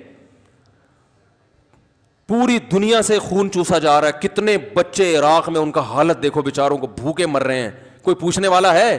شام میں دیکھو کیا ہو رہا ہے, اور افغانستان میں دیکھو کب سے جنگ چھڑی ہوئی ہے. 2001 سے 2020 سال ایک ایسے ملک میں جن کے پاس کھانے کو روٹی نہیں ہے, ڈیزی کٹر بموں کے ذریعے وہاں بمباری ہو رہی ہے. تو مینرز ہیں یہ. تھینک یو کرنے سے کیا ہوتا ہے بھائی؟ ہر بات کے شروع میں تھینک یو, ہر بات کے آخر میں تھینک یو, کیونکہ یہ کیا ہیں؟ مینرز ہیں. یہ کیسے مینرز ہیں یار کہ میں جب آپ سے بات کرتا ہوں تو اتنا اچھا اتنا میٹھا تھینک یو اور پلیز پلیز, کوئی بھی آرڈر دینے سے پہلے 3 دفعہ پلیز کا لفظ لگاؤں گا تاکہ آپ مجھے جلاد نہ سمجھیں. اور جب موقع ملتا ہے مجھے پیسوں کی ضرورت ہے تو بندوق رکھ کے آپ کا بٹوا نکالا میں نے, اور بٹوے سے پیسے نکال کے جیب میں رکھے اور تھینک یو کہہ کے آپ کو بٹوا واپس کر دیا. تو یہ کون سے مینرز ہے بھائی؟ تو جب مذہب نہیں ہوتا تو مینرز کا لیبل ہوتا ہے, حقیقت نہیں ہوتی.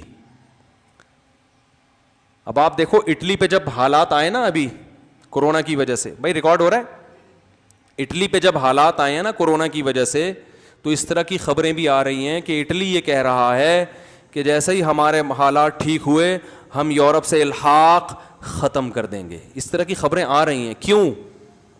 کہ اس موقع پہ یورپ, باقی یورپ کو جتنا ہمارا ساتھ دینا چاہیے تھا, جو مینرز پہ ورک شاپس کرا کے آدھے ہو گئے ہیں, تو انہوں نے ان مینرز کا خیال بولو نا بھائی نہیں کیا, افراتفری میں. تو مینرز میں آپ کو بتا رہا ہوں فیکٹریوں کے مالکان کے, کمپنیوں کے مالکان کے کیا ہوتے ہیں. مزدور ہلاک ہو جائے نا, مزدور جیسے کسی ایسے کام پہ لگایا کہ وہ کرنٹ لگ کے مر گیا, تو کیس ہی جھوٹا بنتا ہے, ٹھیک ہے نا, بجائے اس کے کہ یہ کہیں کہ 10 سال اس نے ہمارے ساتھ کام کیا, ہم اب اس کے کچھ لواحقین کی مدد کریں, کچھ اس کے ساتھ مدد کریں. وہ ہوتا کیا ہے عام طور پہ کہ ہماری فیکٹری میں ہلاک نہیں ہوا ہے. یہ تو وقت پورا ہو گیا تو اس کی بہت ساری مثالیں ہیں, میں جلدی سے بات سمیٹوں بس آدھا منٹ کے اندر.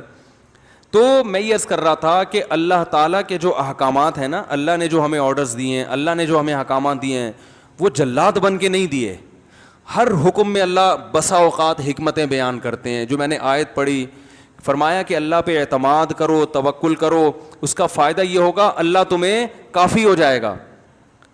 وَيَرْزُقْهُ مِنْ حَيْثُ لَا يَحْتَسِبُ, تمہیں ایسی جگہ سے روزی دے گا جہاں سے تمہارا گمان نہیں ہوگا. تو یہ اللہ آرڈر بھی دیتا ہے, ساتھ ساتھ اس کے فائدے اور حکمتیں بھی بیان کر رہا ہے.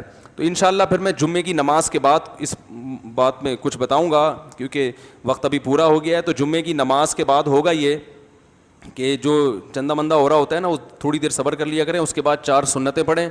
اس کے بعد جن لوگوں نے بیٹھنا ہے بیٹھیں, جنہوں نے جانا ہے جائیں. تو 10-15 منٹ جو سوال جواب کا سیشن بھی ہوتا ہے اس میں, تو جو بیٹھنا چاہیں بیٹھ سکتے ہیں, اور تھوڑا سوشل ڈسٹینس کے ساتھ ہی بیٹھیں, ٹھیک ہے نا. مل کے فی الحال احتیاط یہی ہے کہ نہ بیٹھیں مل کے, تو ذرا فاصلے سے بیٹھیں. میں تو کہہ رہا ہوں نمبر وہ پیچھے لکھوا لیں, فاصلہ رکھیں. بسوں پہ پیچھے لکھا ہوتا ہے نا فاصلہ رکھیں, تو آپ بھی لکھوا لیں. ہر وقت بار بار لوگوں سے یہ کہنا کہ بھائی فاصلہ رکھو, مانتے کہاں ہیں لوگ, تو ایک دفعہ لکھوا لیں کمر پہ, ادھر کمر پہ جو ہے نا لکھوا لیں کہ کیا لکھنا ہے, فاصلہ رکھیں. تو اللہ تعالیٰ سمجھنے کی عمل کی توفیق عطا فرمائے. وما علینا الا البلاغ. اس کو بند کرو نا, جنریٹر کی آواز بہت آ رہی ہے, یہ کھڑکی بند کر دیں تاکہ آواز نہ. تو میں یہ عرض کر رہا تھا کہ یہ جو آپ کو لوڈ شیڈنگ کی وجہ سے پسینہ نکلتا ہے, اس سے ہمارا فیٹ, بولو بھائی, کم ہوتا ہے. قدرت کی طرف سے بڑا اچھا انتظام آپ کے لیے ہو گیا ہے. تو اتنا زیادہ موسمی تغیرات سے بچنے کی کوشش کریں گے نا, تو نقصان کس کو ہوگا, آپ کی باڈی کو ہی ہوگا. تھوڑا سا انسان کو محنت کا, مشقت کا عادی ہونا چاہیے. یار یہ کھڑکیاں بند کرو, جنریٹر کی آواز تو کم ہونا یار. دیکھیں ایک اصولی بات میں آپ کو بتاتا ہوں کہ نیچر کبھی چینج ہوتی ہے, بولو نا, فطرت کبھی چینج ہوتی ہے. مثلاً اکثر میں ایک مثال دیتا ہوں کہ انسان نے اتنی ترقی کر لی, لیکن کیا گلوکوز کی بوتل پہ چلتا ہے اب وہ؟ بھائی اتنی ترقی کر لی, ڈاکٹروں نے ریسرچ کی کہ ہم جب روٹی کھاتے ہیں, چاول کھاتے ہیں, تو اس سے نشاستہ بنتا ہے, گلوکوز بنتا ہے, پھر یہ ہوتا ہے, باڈی رن ہوتی ہے. تو اب روٹی کھانے کی ضرورت نہیں ہے, اب سائنسی ترقی سے فائدہ اٹھانا چاہیے. اس کو کنٹرول کریں بھائی, مائک کو, ہیلو, شور ہو رہا ہے. سائنسی ترقی سے فائدہ اٹھانا چاہیے. اب ڈائریکٹ گلوکوز پینا چاہیے. چند دن تو چل جائے گا, لیکن اس کے بعد چلنے کے قابل نہیں رہے گا. 4000 سال پہلے بھی ہمیں روٹی کی ضرورت تھی, آج بھی ہمیں روٹی کی ضرورت ہے. جاپان کا سائنسدان بھی کیا کھائے گا, روٹی کھائے گا تو ریسرچ کر سکے گا, روٹی نہیں کھائے گا تو ریسرچ نہیں کر سکتا. ایسا نہیں کہ ٹیکے لگا کے چلے, وہ 2-4 دن چلے گا, 1 ہفتہ چل جائے گا, اس کے بعد اس کا بھی انا للہ ہو جائے گا, کیونکہ یہ نیچرل نہیں ہے. اسے بھی انڈے کھانے ہیں, اسے بھی دودھ پینا ہے, اسے بھی مکھن کھانا ہے, یہی ہے نا. ارے جو ڈاکٹروں کی تحقیق ہے وہ یہی ہے جو پہلے تھی. پہلے حکیم تھے, اب ڈاکٹر ہیں. تو پہلے حکیم کہتے تھے بھائی دودھ بھی پیا کرو, انڈے بھی کھایا کرو, یہ بڑا طاقتور ہوتا ہے انڈا. اب ڈاکٹر کہتے ہیں انڈے میں پروٹین. نام چینج ہو گئے ہیں, پروٹین, طاقت کا لفظ کو انہوں نے پروٹین بنا دیا, ٹھیک ہے نا. جو نشاستہ تھا اس کو کاربوہائیڈریٹ کہنا شروع کر دیا, لیکن سب کچھ ہے وہی. نہار منہ ایک سیب پہلے بھی تھا آئرن کی کمی پوری کرنے کے لیے, آج بھی کیا ہے بھائی, سیب کھاؤ. اب ہم یہ نہیں کہہ سکتے کہ آئرن کی کمی پوری کرنے کے لیے پرانے زمانے میں ہم سیب کھاتے تھے, اب ڈائریکٹ آئرن کھانا, کیل کھانا شروع کر دیں گے ہم. آپ کہہ سکتے ہیں کہ آئرن کے کیپسول کھا رہے ہیں نا, تو وہ بھی تو اسی سے نکالے ہیں, وہ کوئی کیل سے تھوڑی نکالے ہیں انہوں نے, وہ بھی تو یہی ہے. اور وہ بھی اوریجنل کا آلٹرنیٹ, جو اوریجنل ہے نا اس کا آلٹرنیٹ نہیں ہے. یعنی آپ سیب کھا کے جو آئرن کی کمی پوری ہوتی ہے, جو فائدے ہوتے ہیں, وہ آئرن کے کیپسول میں کچھ فائدے ہوں گے تو کچھ نقصان بھی ہو سکتے ہیں. تو اب اچھی طرح سمجھیں کہ جو فطرت کے اصول ہیں, جو نیچر کے اصول ہیں, وہ کبھی چینج, بولو بھائی, نہیں ہوتے.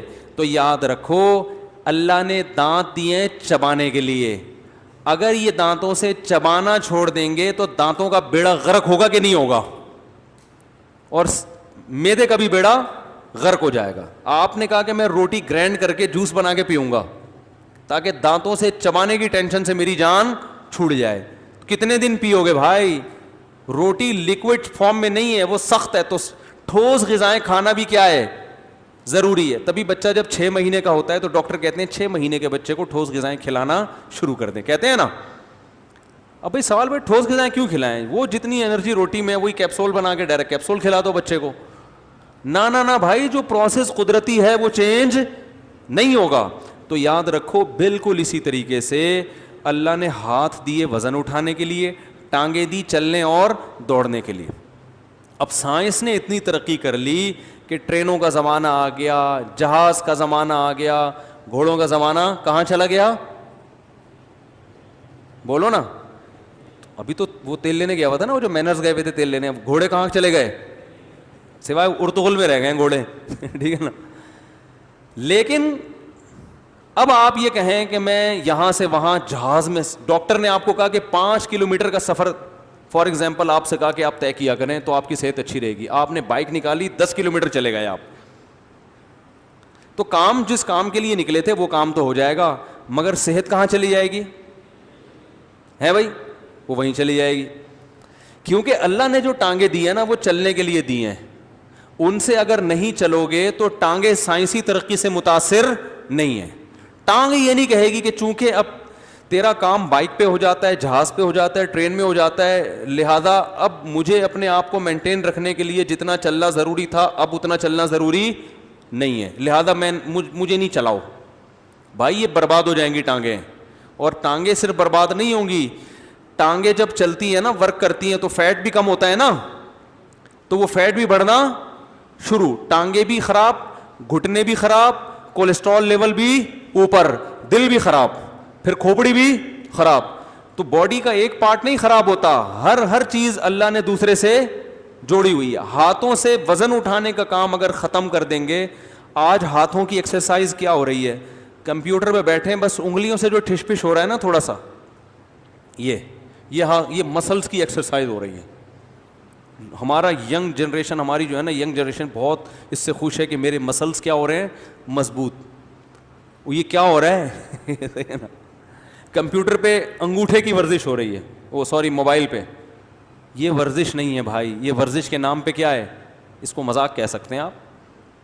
تو ہاتھوں کو بھی ورزش چاہیے, کیونکہ انسان چینج نہیں ہوگا, روحانی اعتبار سے بھی ویسا ہی اس کو رہنا پڑے گا جیسے صدیوں پہلے تھا. عبادت کرنی پڑے گی, روزہ رکھنا پڑے گا, تہجد پڑھنی پڑے گی.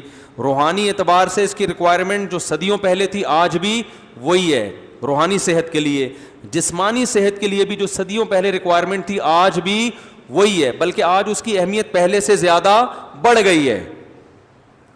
تو یہ جو پسینہ نکلتا ہے, گرمی میں گرمی لگنا, سردی میں سردی لگنا, یہ صحت کے لیے اتنا ہی ضروری ہے جتنا روٹی کھانا. اللہ نے جو 4 موسم پیدا کر دیے یہ غلط نہیں کیے ہیں بھائی. اللہ کو بھی تو پتا تھا نا کہ یار یہ سردی میں گھبرا جاتے ہیں تو گرمی میں پریشان ہو جاتے ہیں, تو ایک جیسا موسم پیدا کر دو. قدرت نے کوئی چیز بیکار پیدا کی ہے؟ قرآن میں آتا ہے انا کل شیء خلقناہ بقدر, ہم نے ہر چیز کو ایک خاص اندازے سے پیدا کیا ہے. تو یہ جو موسم آتے ہیں نا, اس کا انسانی صحت پہ بہت اچھا اثر پڑتا ہے, بشرطے کہ یہ موسم آئیں. آپ جب گرمی آتی ہے تو اے سی کے ذریعے گرمیاں آنے دیتے ہی نہیں ہیں آپ, ایئر کنڈیشن کے ذریعے. جب سردیاں آتی ہیں تو ہیٹر کے ذریعے سردیاں آنے بولو بھائی دیتے ہی نہیں ہیں. تو اس کا مطلب آپ کے 4 موسم نہیں آ رہے, وہ 5 منٹ کے لیے آ رہے ہیں جتنی دیر میں آپ آفس سے باہر نکلے تھے, پھر ایک دم بھاگ گئے آپ. اب آفس سے نکل کے گاڑی میں بیٹھے تو اے سی, گاڑی سے نکل کے گھر میں گئے تو اے سی, گھر سے نکل کے آپ کسی دوست کے ہاں گئے تو وہاں اے سی, وہ گاڑی میں اے سی سے آپ کی صحت کی ایسی کی تیسی, یعنی وہ بھی اے سی کی تیسی ہو جاتی ہے. تو اس لیے اللہ کا واسطہ اپنی جانوں پہ رحم کریں, تھوڑا سا دھوپ بھی برداشت کرنا سیکھیں, گرمی برداشت کرنا سیکھیں. بچوں کو بھی تھوڑا دھوپ میں بھیجا کریں, بولا جا بیٹھا ہوا ہے یہاں مسٹنڈا بن کے, انڈے لے کر آ. اب وہ بچہ کہ امی مجھے گرمی لگ رہی ہے, ایکچولی بہت دھوپ ہو رہی ہے. بول چل نکل جا دھوپ میں جا. تو ہمیں یاد ہے ہم جب اسکول میں پڑھتے تھے تو لائن میں لگتے تھے نا صبح صبح, تو جو بالکل برگر فیملی کے بچے ہوتے تھے نا لائن میں تھوڑی دیر کھڑے ہو کے بے ہوش ہو کے گر جاتے تھے. روزانہ ایک نہ ایک واقعہ آتا تھا سامنے. ہم حیران ہوتے تھے یار ابھی 5 منٹ وہ پرے ہوتی ہے نا اسکولوں میں, جس دن گرمی ہوتی تھی نا تو بچے لڑکتے تھے.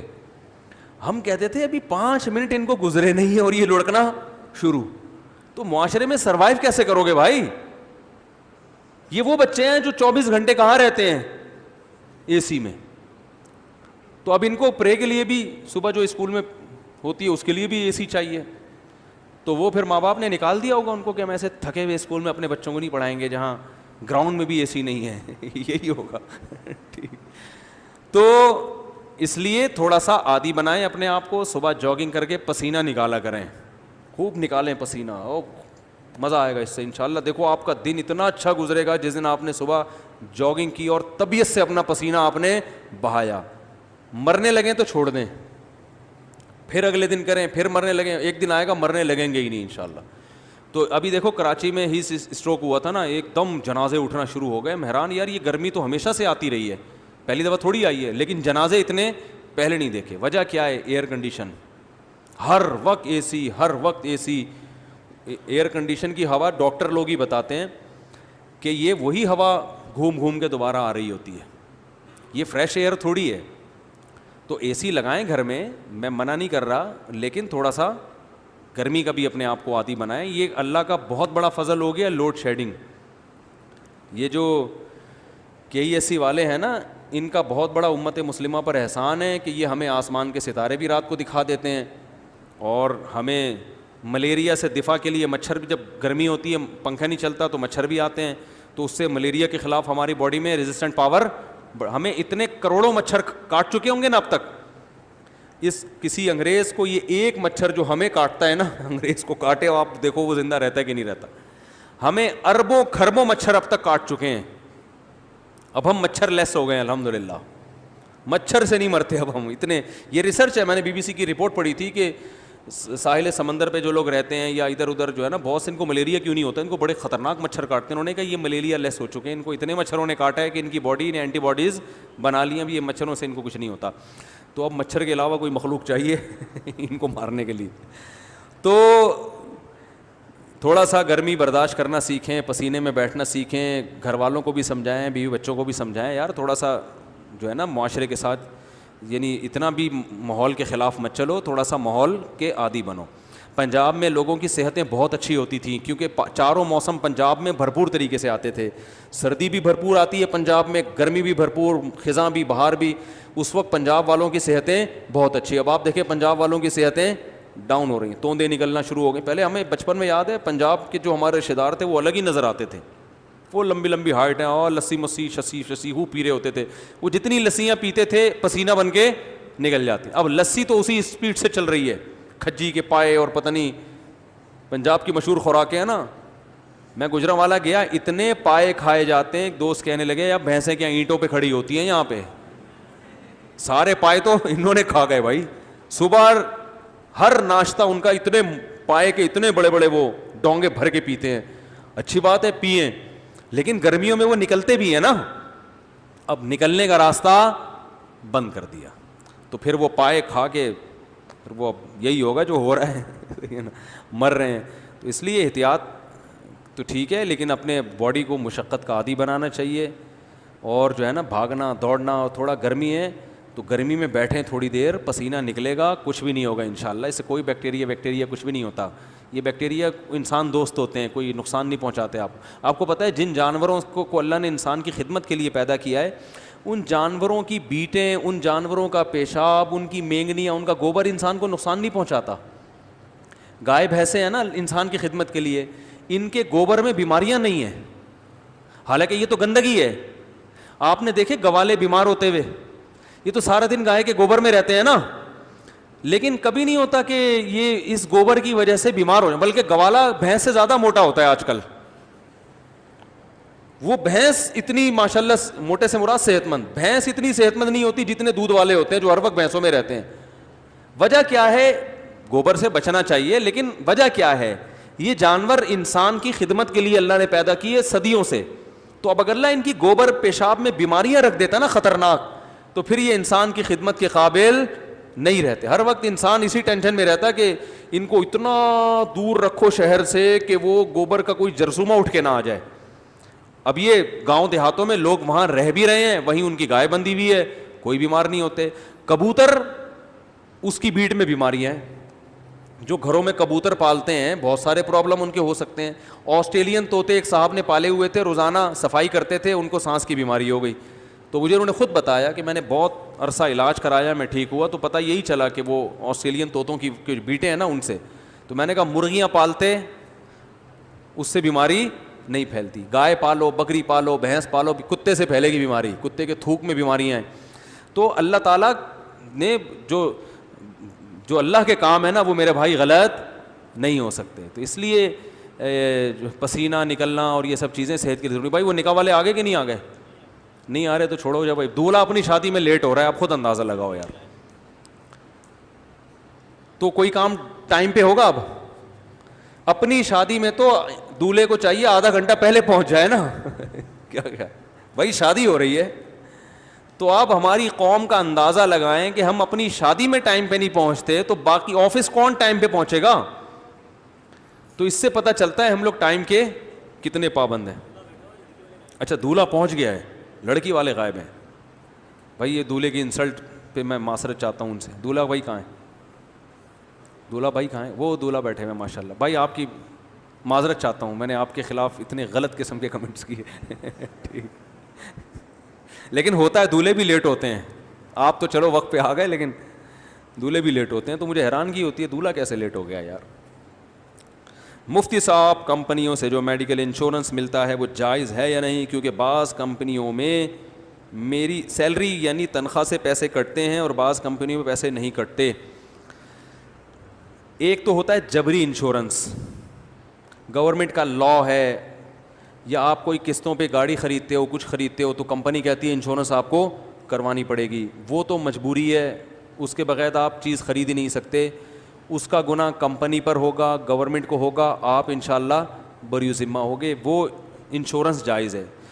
آپ کو نیشنلٹی نہیں ملتی, کسی ملک کا ویزا نہیں ملتا بعض دفعہ جب تک آپ انشورنس نہیں کرواتے, تو یہ مجبوری ہے. اس کے جائز ہونے میں دو رائے نہیں ہو سکتی. لیکن جائز ہونے کے باوجود جب آپ کو کوئی حادثہ ہوتا ہے تو آپ کلیم کر کے پیسے کتنے لے سکتے ہیں؟ اتنے جتنی قسطیں آپ نے جمع کرا دی ہیں یا فیوچر میں کرائیں گے, اتنے پیسے حلال ہیں. پروفٹ حلال نہیں ہے. سمجھ رہے ہو؟ اضافی پروفٹ وہ آپ لیں ضرور کمپنی سے, کیونکہ نہیں لیں گے تو وہ اور سود میں استعمال کریں گے. وہ لے کے ثواب کی نیت کے بغیر کسی خیر کے کام میں لگا دیں اس کو. یعنی آپ کی انشورنس کروائی تھی مجبوری میں, گاڑی کا ایکسیڈنٹ ہوا, کلیم کر کے آپ پیسے نکلوائیں پورے, کیونکہ آپ کی قسطیں تو جا رہی ہیں نا, اور آئندہ بھی جائیں گی, کیونکہ وہ ایگریمنٹ ختم آپ کر نہیں سکتے. تو جتنی قسطیں جا رہی ہیں یا جتنی جائیں گی, ایک لم سم اندازہ لگا لیں, اتنے پیسے رکھیں, اور اضافی کیا ہے بولو بھائی, صدقہ کر دیں آپ. پروفٹ حلال نہیں ہے, کیونکہ یہ پروفٹ کمانے کا شریعت میں جائز طریقہ نہیں ہے. دوسرا مسئلہ یہ ہے کہ انشورنس آپ نے نہیں کرائی, آپ کی کمپنی نے کرا کے دے دی آپ کی انشورنس, آپ سے پوچھے بغیر. وہ بس سیلری سے کہتے ہیں آپ کے پیسے کٹیں گے اور ہم انشورنس کرا دیں گے. اس میں بھی گناہ تو آپ کو نہیں ہوگا, کیونکہ یہ کام کون کر رہی ہے؟ کمپنی, اور آپ قانون کے کیا ہیں؟ پابند ہیں. تو جب کمپنی یہ سیلری سے کاٹے گی اور انشورنس کروائے گی تو کمپنی نے کیا ہے, لہذا آپ. اور پھر اس کی دو صورتیں ہیں کہ کلیم کمپنی خود کرتی ہے یا آپ کو رائٹ دیتی ہے کلیم کرنے کا. اگر آپ کو رائٹ دیا ہے تو آپ کلیم کر کے اتنے ہی پیسے لے سکتے ہیں جس کی تفصیل میں نے ابھی بولو بھائی بیان کی ہے, کہ جتنی قسطیں کٹ رہی ہیں یا جتنی آئندہ کٹیں گی اتنے رکھ سکتے ہیں. اضافی کیا ہے؟ صدقہ. وہ ایک حساب لکھ کے رکھ لیے گا. اور اگر کمپنی ہی کلیم کر کے آپ کو پیسے دیتی ہے تو پھر یہ کمپنی کا ہیڈ ایک ہے, آپ کے لیے وہ پیسے حلال ہے. بات آ رہی ہے سمجھ میں؟ کیونکہ کمپنی جب وہ پیسے لیتی ہے تو کمپنی اپنے اکاؤنٹ میں ٹرانسفر کر کے اپنے پیسوں کے ساتھ اس کو مرج کر دیتی ہے. پھر یوں سمجھا جائے گا یہ سہولت آپ کو کمپنی نے دی ہے, آپ کی کمپنی نے. اب وہ کہاں سے پوری کر رہی ہے؟ یہ ہیڈک کس کا ہے؟ یہ انشورنس کمپنی, وہ آپ کی جو کمپنی جہاں آپ جاب کر رہے ہیں اس کا ہیڈک ہے. آپ کا کمپنی کے ساتھ معاملہ تنخواہ کا ہے, اور آپ کا معاملہ یہ ہے کہ بھائی اگر کوئی حادثہ ہوتا ہے تو آپ فی سبیل اللہ ہمارے ساتھ اتنا تعاون کریں گے تو کمپنی آپ کے ساتھ فی سبیل اللہ تعاون کرتی ہے, ٹھیک ہے, لیکن اگر کمپنی آپ سے باقاعدہ ایگریمنٹ کرتی ہے تو پھر ایگریمنٹ کا اصول وہی ہے کہ ایگریمنٹ میں آپ کے لیے پروفٹ حلال نہیں ہوگا. سمجھ رہے ہیں کہ نہیں سمجھ رہے؟ یہ ہو گیا بھائی. زکوٰۃ پر تفصیلی بیان کریں. میں نے ایک بیان, میرا آڈیو بیان ہے زکوٰۃ پر تفصیلی, زکوٰۃ کے مسائل یوٹیوب پہ آپ لکھیں تو وہ انشاءاللہ, اب چونکہ زکوٰۃ کا ٹائم گزر گیا ہے تو اگلے سال رمضان آنے سے پہلے ایک ویڈیو بیان بھی انشاءاللہ تفصیل سے ریکارڈ کروا دوں گا. مفتی صاحب اگر بیوی نماز نہ پڑھتی ہو تو کیا کریں؟ فوراً پولیس کو بتائیں, ٹھیک ہے نا. بیوی نماز نہیں پڑھتی ہے, اس کی دو صورتیں, پہلے سے ہی نہیں پڑھتی تھی اور آپ کو پتا تھا کہ نہیں پڑھتی, تو سوال پیدا ہوتا ہے آپ نے بے نمازی سے شادی کی کیوں؟ دیکھو دیندار لڑکی سے نکاح کرو, اس وقت تو دماغ میں نا عشق کا بھوت سوار ہوتا ہے, لوگ دین نہیں دیکھتے, نہ یہ دیکھتے ہیں کہ پردہ کرتی ہے کہ نہیں کرتی, نہ یہ دیکھتے ہیں کہ نماز پڑھتی ہے کہ نہیں پڑھتی, لیکن یہ بھوت جب اترتا ہے جب آپ کے بچے جوان ہونا شروع ہوتے ہیں اور وہ نماز نہیں پڑھتے, بیٹیاں پردہ نہیں کرتی, اور وہ کیوں کریں گی پردہ جب ان کی امی پردہ نہیں کر رہی ہیں تو وہ کیوں کریں گی؟ پھر آپ پریشان ہوتے ہو یار میری تو کوئی اولاد بھی میرے ٹریک پر نہیں چل رہی. آپ کہہ سکتے ہو میں اپنی بچوں کی اتنی اچھی تربیت کروں گا کہ وہ ماما کی بات ماننے کے بجائے پاپا کی بات مانیں گے. تو یاد رکھو جب انسان کے پاس برائی کا راستہ بھی ہوتا ہے جس میں آزادی ہے اور اچھائی کا راستہ بھی ہوتا ہے جس میں ٹینشن ہے, تو زیادہ تر لوگ کس راستے کو فالو کرتے ہیں؟ برائی کے. آپ کہیں گے بیٹا ڈرامہ مت دیکھو, مما خود فلم دیکھ رہی ہوں گی, انڈیا مووی دیکھ رہی ہوں گی, اور بچوں کو مووی میں ڈانس کرتے ہوئے وہ گلوکار اور اداکار بہت اچھے لگ رہے ہوں گے, تو بچوں کو آپ کی بات زیادہ سمجھ میں نہیں آئے گی. کس کی بات سمجھ میں آئے گی؟ مما کی بات بہت اچھی لگی. اور بلکہ نہ صرف یہ کہ مما کی بات اچھی لگے گی, آپ کی صرف بات نہیں اچھی لگے گی بلکہ آپ بھی اچھے نہیں لگیں گے.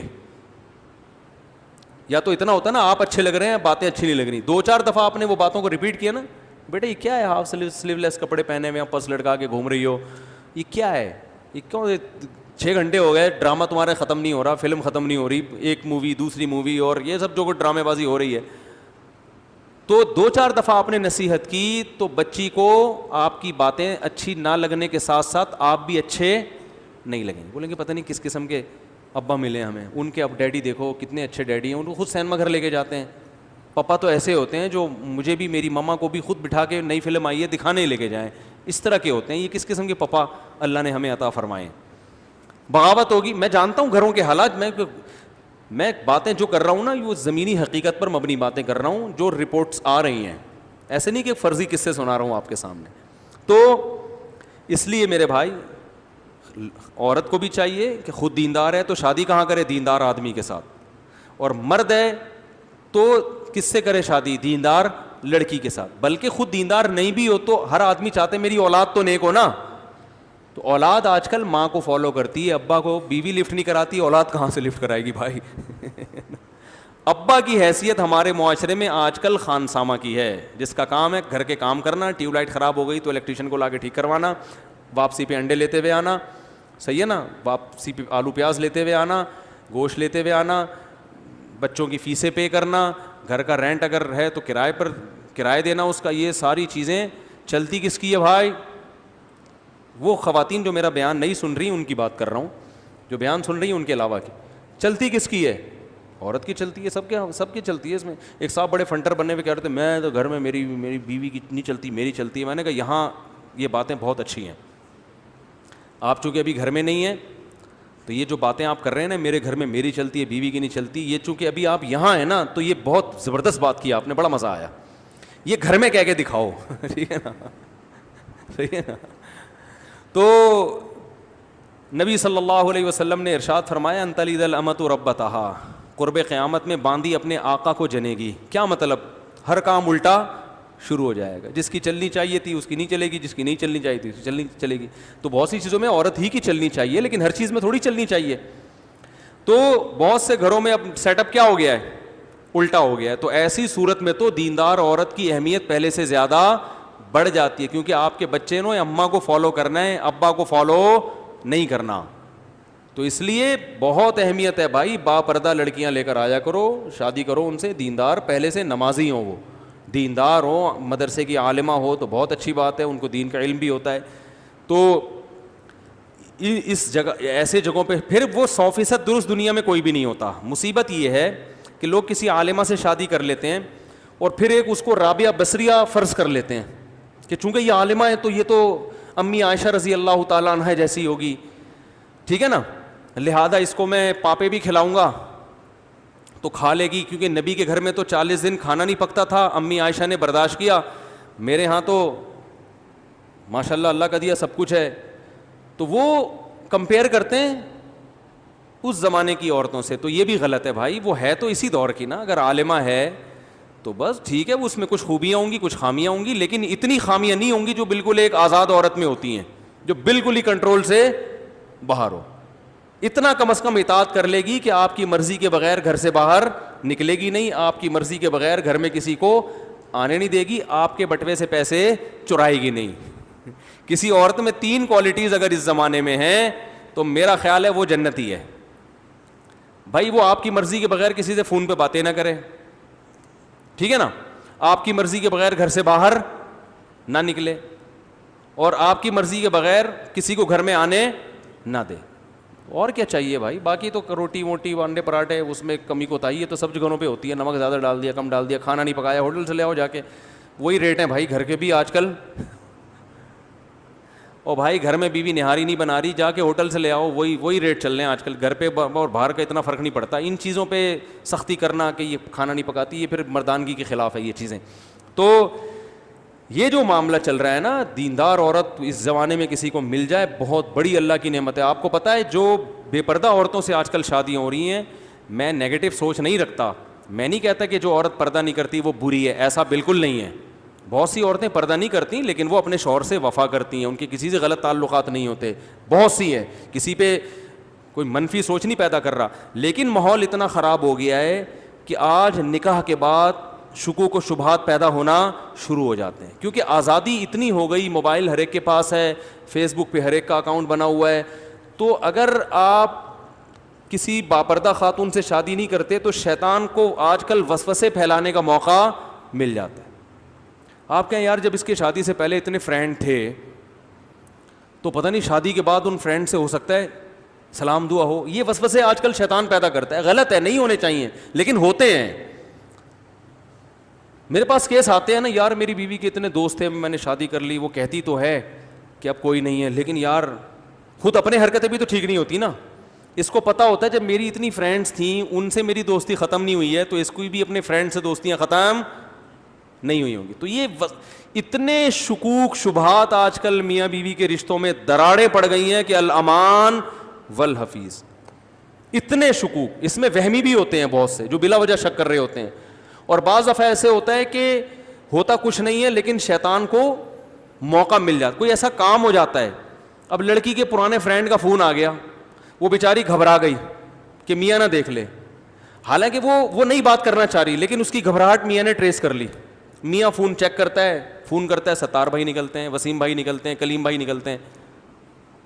اب وہ 1000 قسمیں اٹھائے گی کہ بھائی میرا کوئی تعلق نہیں ہے, لیکن آپ بتاؤ شیطان کو موقع مل گیا کہ نہیں مل گیا؟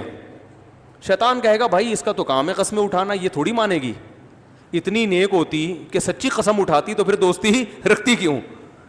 تو یہ جو آج کل اتنا گند معاشرے میں پھیل گیا ہے جو کہ حرام ہے, غلط ہے, بدگمانی جائز نہیں ہے. اگر آپ کی بیوی بول رہی ہے کہ میرا اس سے کوئی تعلق نہیں ہے تو آپ پر یقین کرنا فرض ہے, لیکن ہر فرض کام کیا تھوڑی جا رہا ہے معاشرے میں. تو بہتر نہیں ہے کہ ایسی عورت سے شادی کرو جس میں یہ ٹینشن, بولو بھائی, ہو ہی نہیں. گھر میں رہی ہو, گھر سے باہر نکل کے آپ کے گھر میں بولو نا یار بھائی گھر میں ابا کی نگرانی میں پلی بڑی ہو کو, اور جو ہے اس کو دوستیوں کا پتہ نہ ہو کہ ادھر آ گئی, اس کے پاس ایسا کوئی مس کال نہیں آئے گی, کوئی فون نہیں آئے گا. تو یہ بہتر ہے, میں فرض واجب نہیں کہہ رہا یہ ہے نا, لیکن بیوی کی دیکھو ہر شخص میں جب کوئی مرد کا رشتہ آتا ہے نا کہیں تو لڑکی والے سب سے پہلے داماد کی ارننگ دیکھتے ہیں. دیکھنی بھی چاہیے کہ بھائی ہماری بیٹی کو ہمارے حساب سے کھلا پلا بھی سکتا ہے کہ نہیں سکتا. ایسا تو نہیں ہے کہ ہمیں ہی کھلانا پڑے, اس کو بھی پالنا پڑے, بچے کو بھی پالنا پڑے. تو سب سے پہلے داماد میں کیا دیکھی جاتی ہے؟ تنخواہ, اس کے بعد اخلاق, خاندان, بہت ساری چیزیں دیکھنی چاہیے. تو یاد رکھو جیسے داماد میں سب سے پہلے دیکھا جاتا ہے کہ اسٹیبل بھی ہے یا نہیں ہے, کیونکہ بیٹی دی جا رہی ہے نا تاکہ یہ پالے رکھے. اگر یہ خود پالنے کا محتاج ہو, یہ خود ایدی سینٹر میں پل رہا ہے, تو آدمی کہے گا یار ہم تو اس کو بھی پالنا پڑے گا کمبخت کو. ٹھیک ہے نا. تو پہلے یہ دیکھا جاتا ہے بھائی یہ ہے کہ نہیں, یہ کتنی تنخواہ ہے. ہاں بھائی چلو تنخواہ تھوڑی ہے لیکن گزارا ہو جائے گا. اب اخلاق دیکھے جاتے ہیں اس کے, بھائی پیتا بیتا تو نہیں ہے, چھوٹے موٹے تو نہیں لگاتا. جتنے بھی پائپ والے ہیں نا, برساتی نالوں والے, ان سے کانٹیکٹ کیا جاتا ہے, بھائی آپ نے کبھی اس کو برساتی نالے میں بیٹھے ہوئے دیکھا تو نہیں ہے. اس قسم کے تمام تصدیق کرنے کے بعد اندازہ لگا لے بھائی یہ چھوٹے موٹے کبھی, کیونکہ اس وقت تو 3 پیس سوٹ اور ٹائی میں ہی آتا ہے نا. عام نارمل حالات میں کیا پہن کے گھومتا ہے یہ تو دوستوں سے پتہ چلتا ہے نا. اس وقت تو بڑا ڈیٹول سے نہا کے آیا ہوگا, تیزاب سے کلیاں کر کے آیا ہوگا, بڑا اچھا لگ رہا ہوگا. تو یاد رکھو داماد میں سب سے پہلے لوگ کیا دیکھتے ہیں, اس کی ارننگ, اس کے بعد باقی باتیں ہوتی ہیں. تو اسی طرح جب لڑکی کا جب رشتہ آیا کرے نا, تو سب سے پہلے جو دیکھنے کی چیز ہے گھریلو ہے یا نہیں ہے. نہیں آ رہی بات سمجھ میں, گھریلو ہے یا بولو بھائی نہیں ہے, گھریلو بچی ہے کہ نہیں ہے. باقی سب چیزیں ایجوکیشن اس کے بعد. لوگ یہ نہیں دیکھ رہے ہوتے کہ ہوم میکر ہے یا نہیں ہے, ہاؤس وائف بنے گی کہ نہیں. لوگ پہلے دیکھتے ہیں ڈاکٹر ہے کہ نہیں ہے. او بھائی تم نے علاج کرانا ہے تو کیا محلے میں ڈاکٹر ختم ہو گئے ہیں؟ ہر چیز کا ایک مقصد ہوتا ہے نا. کیوں؟ دیکھو آپ کو کنواں کھدوانے کے لیے بندے چاہیے. کام کیا ہے؟ کنواں کھدوانا ہے.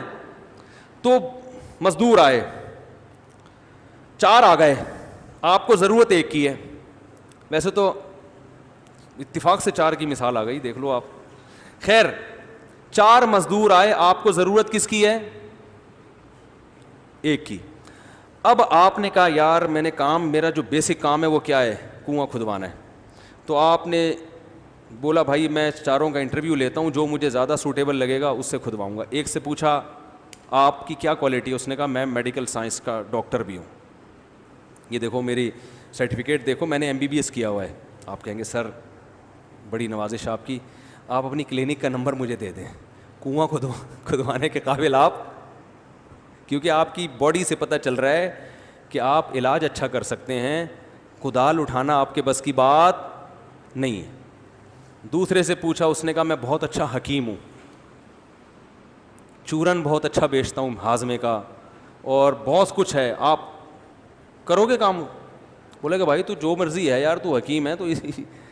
تیسرا ہے وہ چرسی ہے, ہیروئن بھی پیتا ہے, چرس بھی پیتا ہے, گٹکا بھی کھاتا ہے, منہ سے بدبو آ رہی ہے, لیکن وہ کہتا ہے بھائی میرے اندر کوئی ہنر نہیں ہے, ایک کام ہے کہ میں جو دوسرے مزدور کنواں اگر 12 گھنٹے میں کھودتے ہیں میں 6 گھنٹے میں کھود دوں گا, 1 سٹا لگاؤں گا اور پھر دیکھو کام کیسے ہوتا ہے. آپ کہتے ہیں بھائی تجھے کتنے سٹے چاہیے مجھے بتا, تو 6 کے بجائے 3 گھنٹے میں کر دے, چرس کا انتظام تیرے لیے میں کروں گا. کیا خیال ہے؟ ایسا ہی ہوتا ہے نا, کیونکہ اس وقت جو آپ کو کام ہے نا, جو کام لینا ہے, اس کے لیے سب سے زیادہ سوٹیبل بولو بھائی یہ آدمی ہے. ہاں ایک مزدور ایسا ہے, چوتھا, وہ کہتا ہے بھائی میں ڈاکٹر بھی ہوں, میں اس فن میں نے PhD بھی کیا ہوا ہے, کوئی ڈگری ہے اس کے پاس, لیکن مجھے چونکہ جاب نہیں ملی تھی تو میں گڑھے بھی کھودتا ہوں, اور یہ 6 گھنٹے کہہ رہا ہے, میں بھی 6 گھنٹے میں کھود کے دکھاؤں گا. پھر آپ اس کو ترجیح دو گے. آپ بولو گے یار کام دونوں سیم کرتے ہیں, لیکن یہ ذرا پڑھا لکھا ہے تو معاملات میں اس سے کیا ہوگی؟ آسانی ہوگی. یہ امید ہے کام ایمانداری سے کرے گا اور زیادہ ٹینشن نہیں دے گا اور اخلاق سے بات کرے گا اور گند نہیں کر کے جائے گا, وہ پان اور نسوار کے اور وہ چرس کی بو نہیں آئے گی یہاں پہ. تو پہلے اصل کام دیکھا جاتا ہے کہ اصل کام لینا کیا ہے, اس کے بعد پھر یہ ڈگریاں یہ دوسرے نمبر پہ ہوتی ہیں. تو یاد رکھو جب کہیں نکاح کرتا ہے انسان تو بیوی کی جو بیسک ذمہ داری ہے آپ کو راحت پہنچانا, آپ کو سکون دینا.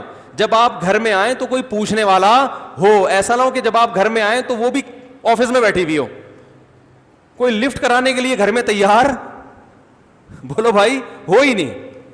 جب آپ صبح گھر سے نکلیں تو کوئی ٹاٹا کرنے والا ہو, کوئی انتظار کرنے والا ہو, جسے غم ہو کہ میرا ایک عدد میاں ہے, اللہ کرے وہ ٹائم پہ واپس آ جائے. آپ کے بچوں کی گھر میں تربیت, بچے پیدا کرنے کے لیے بھی ہو اور جو پیدا ہو چکے ان کو پالنے کی ذمہ داری بھی پوری کر رہی ہو. سمجھ میں نہیں آ رہی میرا خیال ہے بات. بھرپور طریقے سے ٹائم دے ان بچوں کو. اچھا ٹھیک, ہاں لے آئیں. تو آپ کو جو ہے نا کیا نام ہے, بچوں کو سب سے اہم چیز ہوتی ہے بچے. مائیں آج کل بچوں کو ٹائم نہیں دے رہی, ان کے پاس ٹائم ہی نہیں ہے. بچوں کے کو پڑھانے کا بھی ٹائم دے. وہ جب آپ سفر پہ جاؤ, کہیں بھی بیرون ملک جاتے ہو یا کہیں بھی جاتے ہو, آپ کو گھر میں اطمینان ہو کہ میرے بچے الحمدللہ محفوظ ہیں, ان کی تربیت بھی ہو رہی ہے, ان کی صفائی ستھرائی کا بھی انتظام ہو رہا ہے, ان کے کھانے کا بھی انتظام ہو رہا ہے, ان کی اخلاقی تربیت کا بھی انتظام ہو رہا ہے. تو سب سے پہلے یہ چیز دیکھی جاتی ہے, باقی سب چیزیں اس کے بعد ہیں. تو اسی چیز کو لوگ سب سے پہلے نہیں دیکھ رہے, بس جاب دیکھ رہے ہیں, کما کے کتنا لاتی ہے, ایجوکیشن دیکھ رہے ہیں, اور اخلاق تو سوال ہی پیدا نہیں ہوتا کوئی دیکھے. پھر جب وہ سر پہ وہ اینٹ کا جواب پتھر سے دیتی ہیں, تو بھائی اس نے تو یونیورسٹی میں سیکھا ہے, یہ اس کو تو بولڈ بنایا گیا ہے, اس کو تو ڈراموں میں باقاعدہ اس کو یہ سکھایا گیا ہے کہ اینٹ کا جواب فراز شٹ اپ. ہمارے ایک دوست تھے, وہ آرمی میں بڑے آفیسر تھے, تو جب میں وہ پڑوس میں رہتے تھے نا, تو جب اپنی بیگم کو ڈانٹتے تھے تو بیگم کا جواب آتا تھا شٹ اپ. صحیح ہے نا. تو یہ دونوں اناؤنسمنٹ بھرپور طریقے سے اڑاس پڑوس میں بھی پہنچتی تھی. تو اب شٹ اپ تو ظاہر ہے اس نے اسکولوں میں, آرمی کے اسکول میں پڑھا ہے, تو ظاہر ہے وہ میچور تو ہوگی نا. سب نہیں ہوتی جو بیان سن رہی ہیں, ان کے علاوہ کی بات کر رہا ہوں. تو بھائی عورت کے لیے سب سے پہلے کوالٹی کیا ہے, گھریلو ہو, گھرداری جانتی ہو, آپ کی اماں کا احترام کرنا جانتی ہو, آپ کے ابا کو دیکھ کے سر پہ دوپٹہ لے لیتی ہو کہ بڑے حضرت آئے ہیں تو سر بڑوں کے سامنے تھوڑا سا تمیز سے بیٹھنا چاہیے, ٹھیک ہے نا. جب بڑے بات کر رہے ہوتے ہیں تو چھوٹے درمیان میں نہیں بولتے, ٹھیک ہے نا. اور بھائی آج شوہر کے ماموں آئے ہوئے ہیں ان کو بھی چائے کا پوچھنا ہے, ٹھیک ہے نا. تو گھر بھی تو کوئی چیز ہے نا, یا اس کی کوئی ویلیو ہی نہیں ہے. گھر میں اور ہوٹل میں فرق ختم ہو گیا ہے. گھر ایسے بن گئے جیسے ہوٹل ہوتے ہیں. تو گھر ہوتا ہے بھائی, اور گھر بنتا ہے عورت سے, وہ مرد سے نہیں بنتا. تو اس لیے گھریلو عورت ابھی کہتے ہیں نا گھریلو ہے, تو گھریلو کا مطلب ہوتا ہے جو گھرداری جانتی ہو. تو سب سے پہلے گھرداری, باقی سب چیزیں بعد میں. اللہ عمل کی توفیق عطا فرمائے. بھائی جنازہ ہے بچے کا, تو وہ نکاح والے آ گئے, لڑکی والے نہیں آئے تو عصر میں آئیں گے پھر میرا خیال ہے.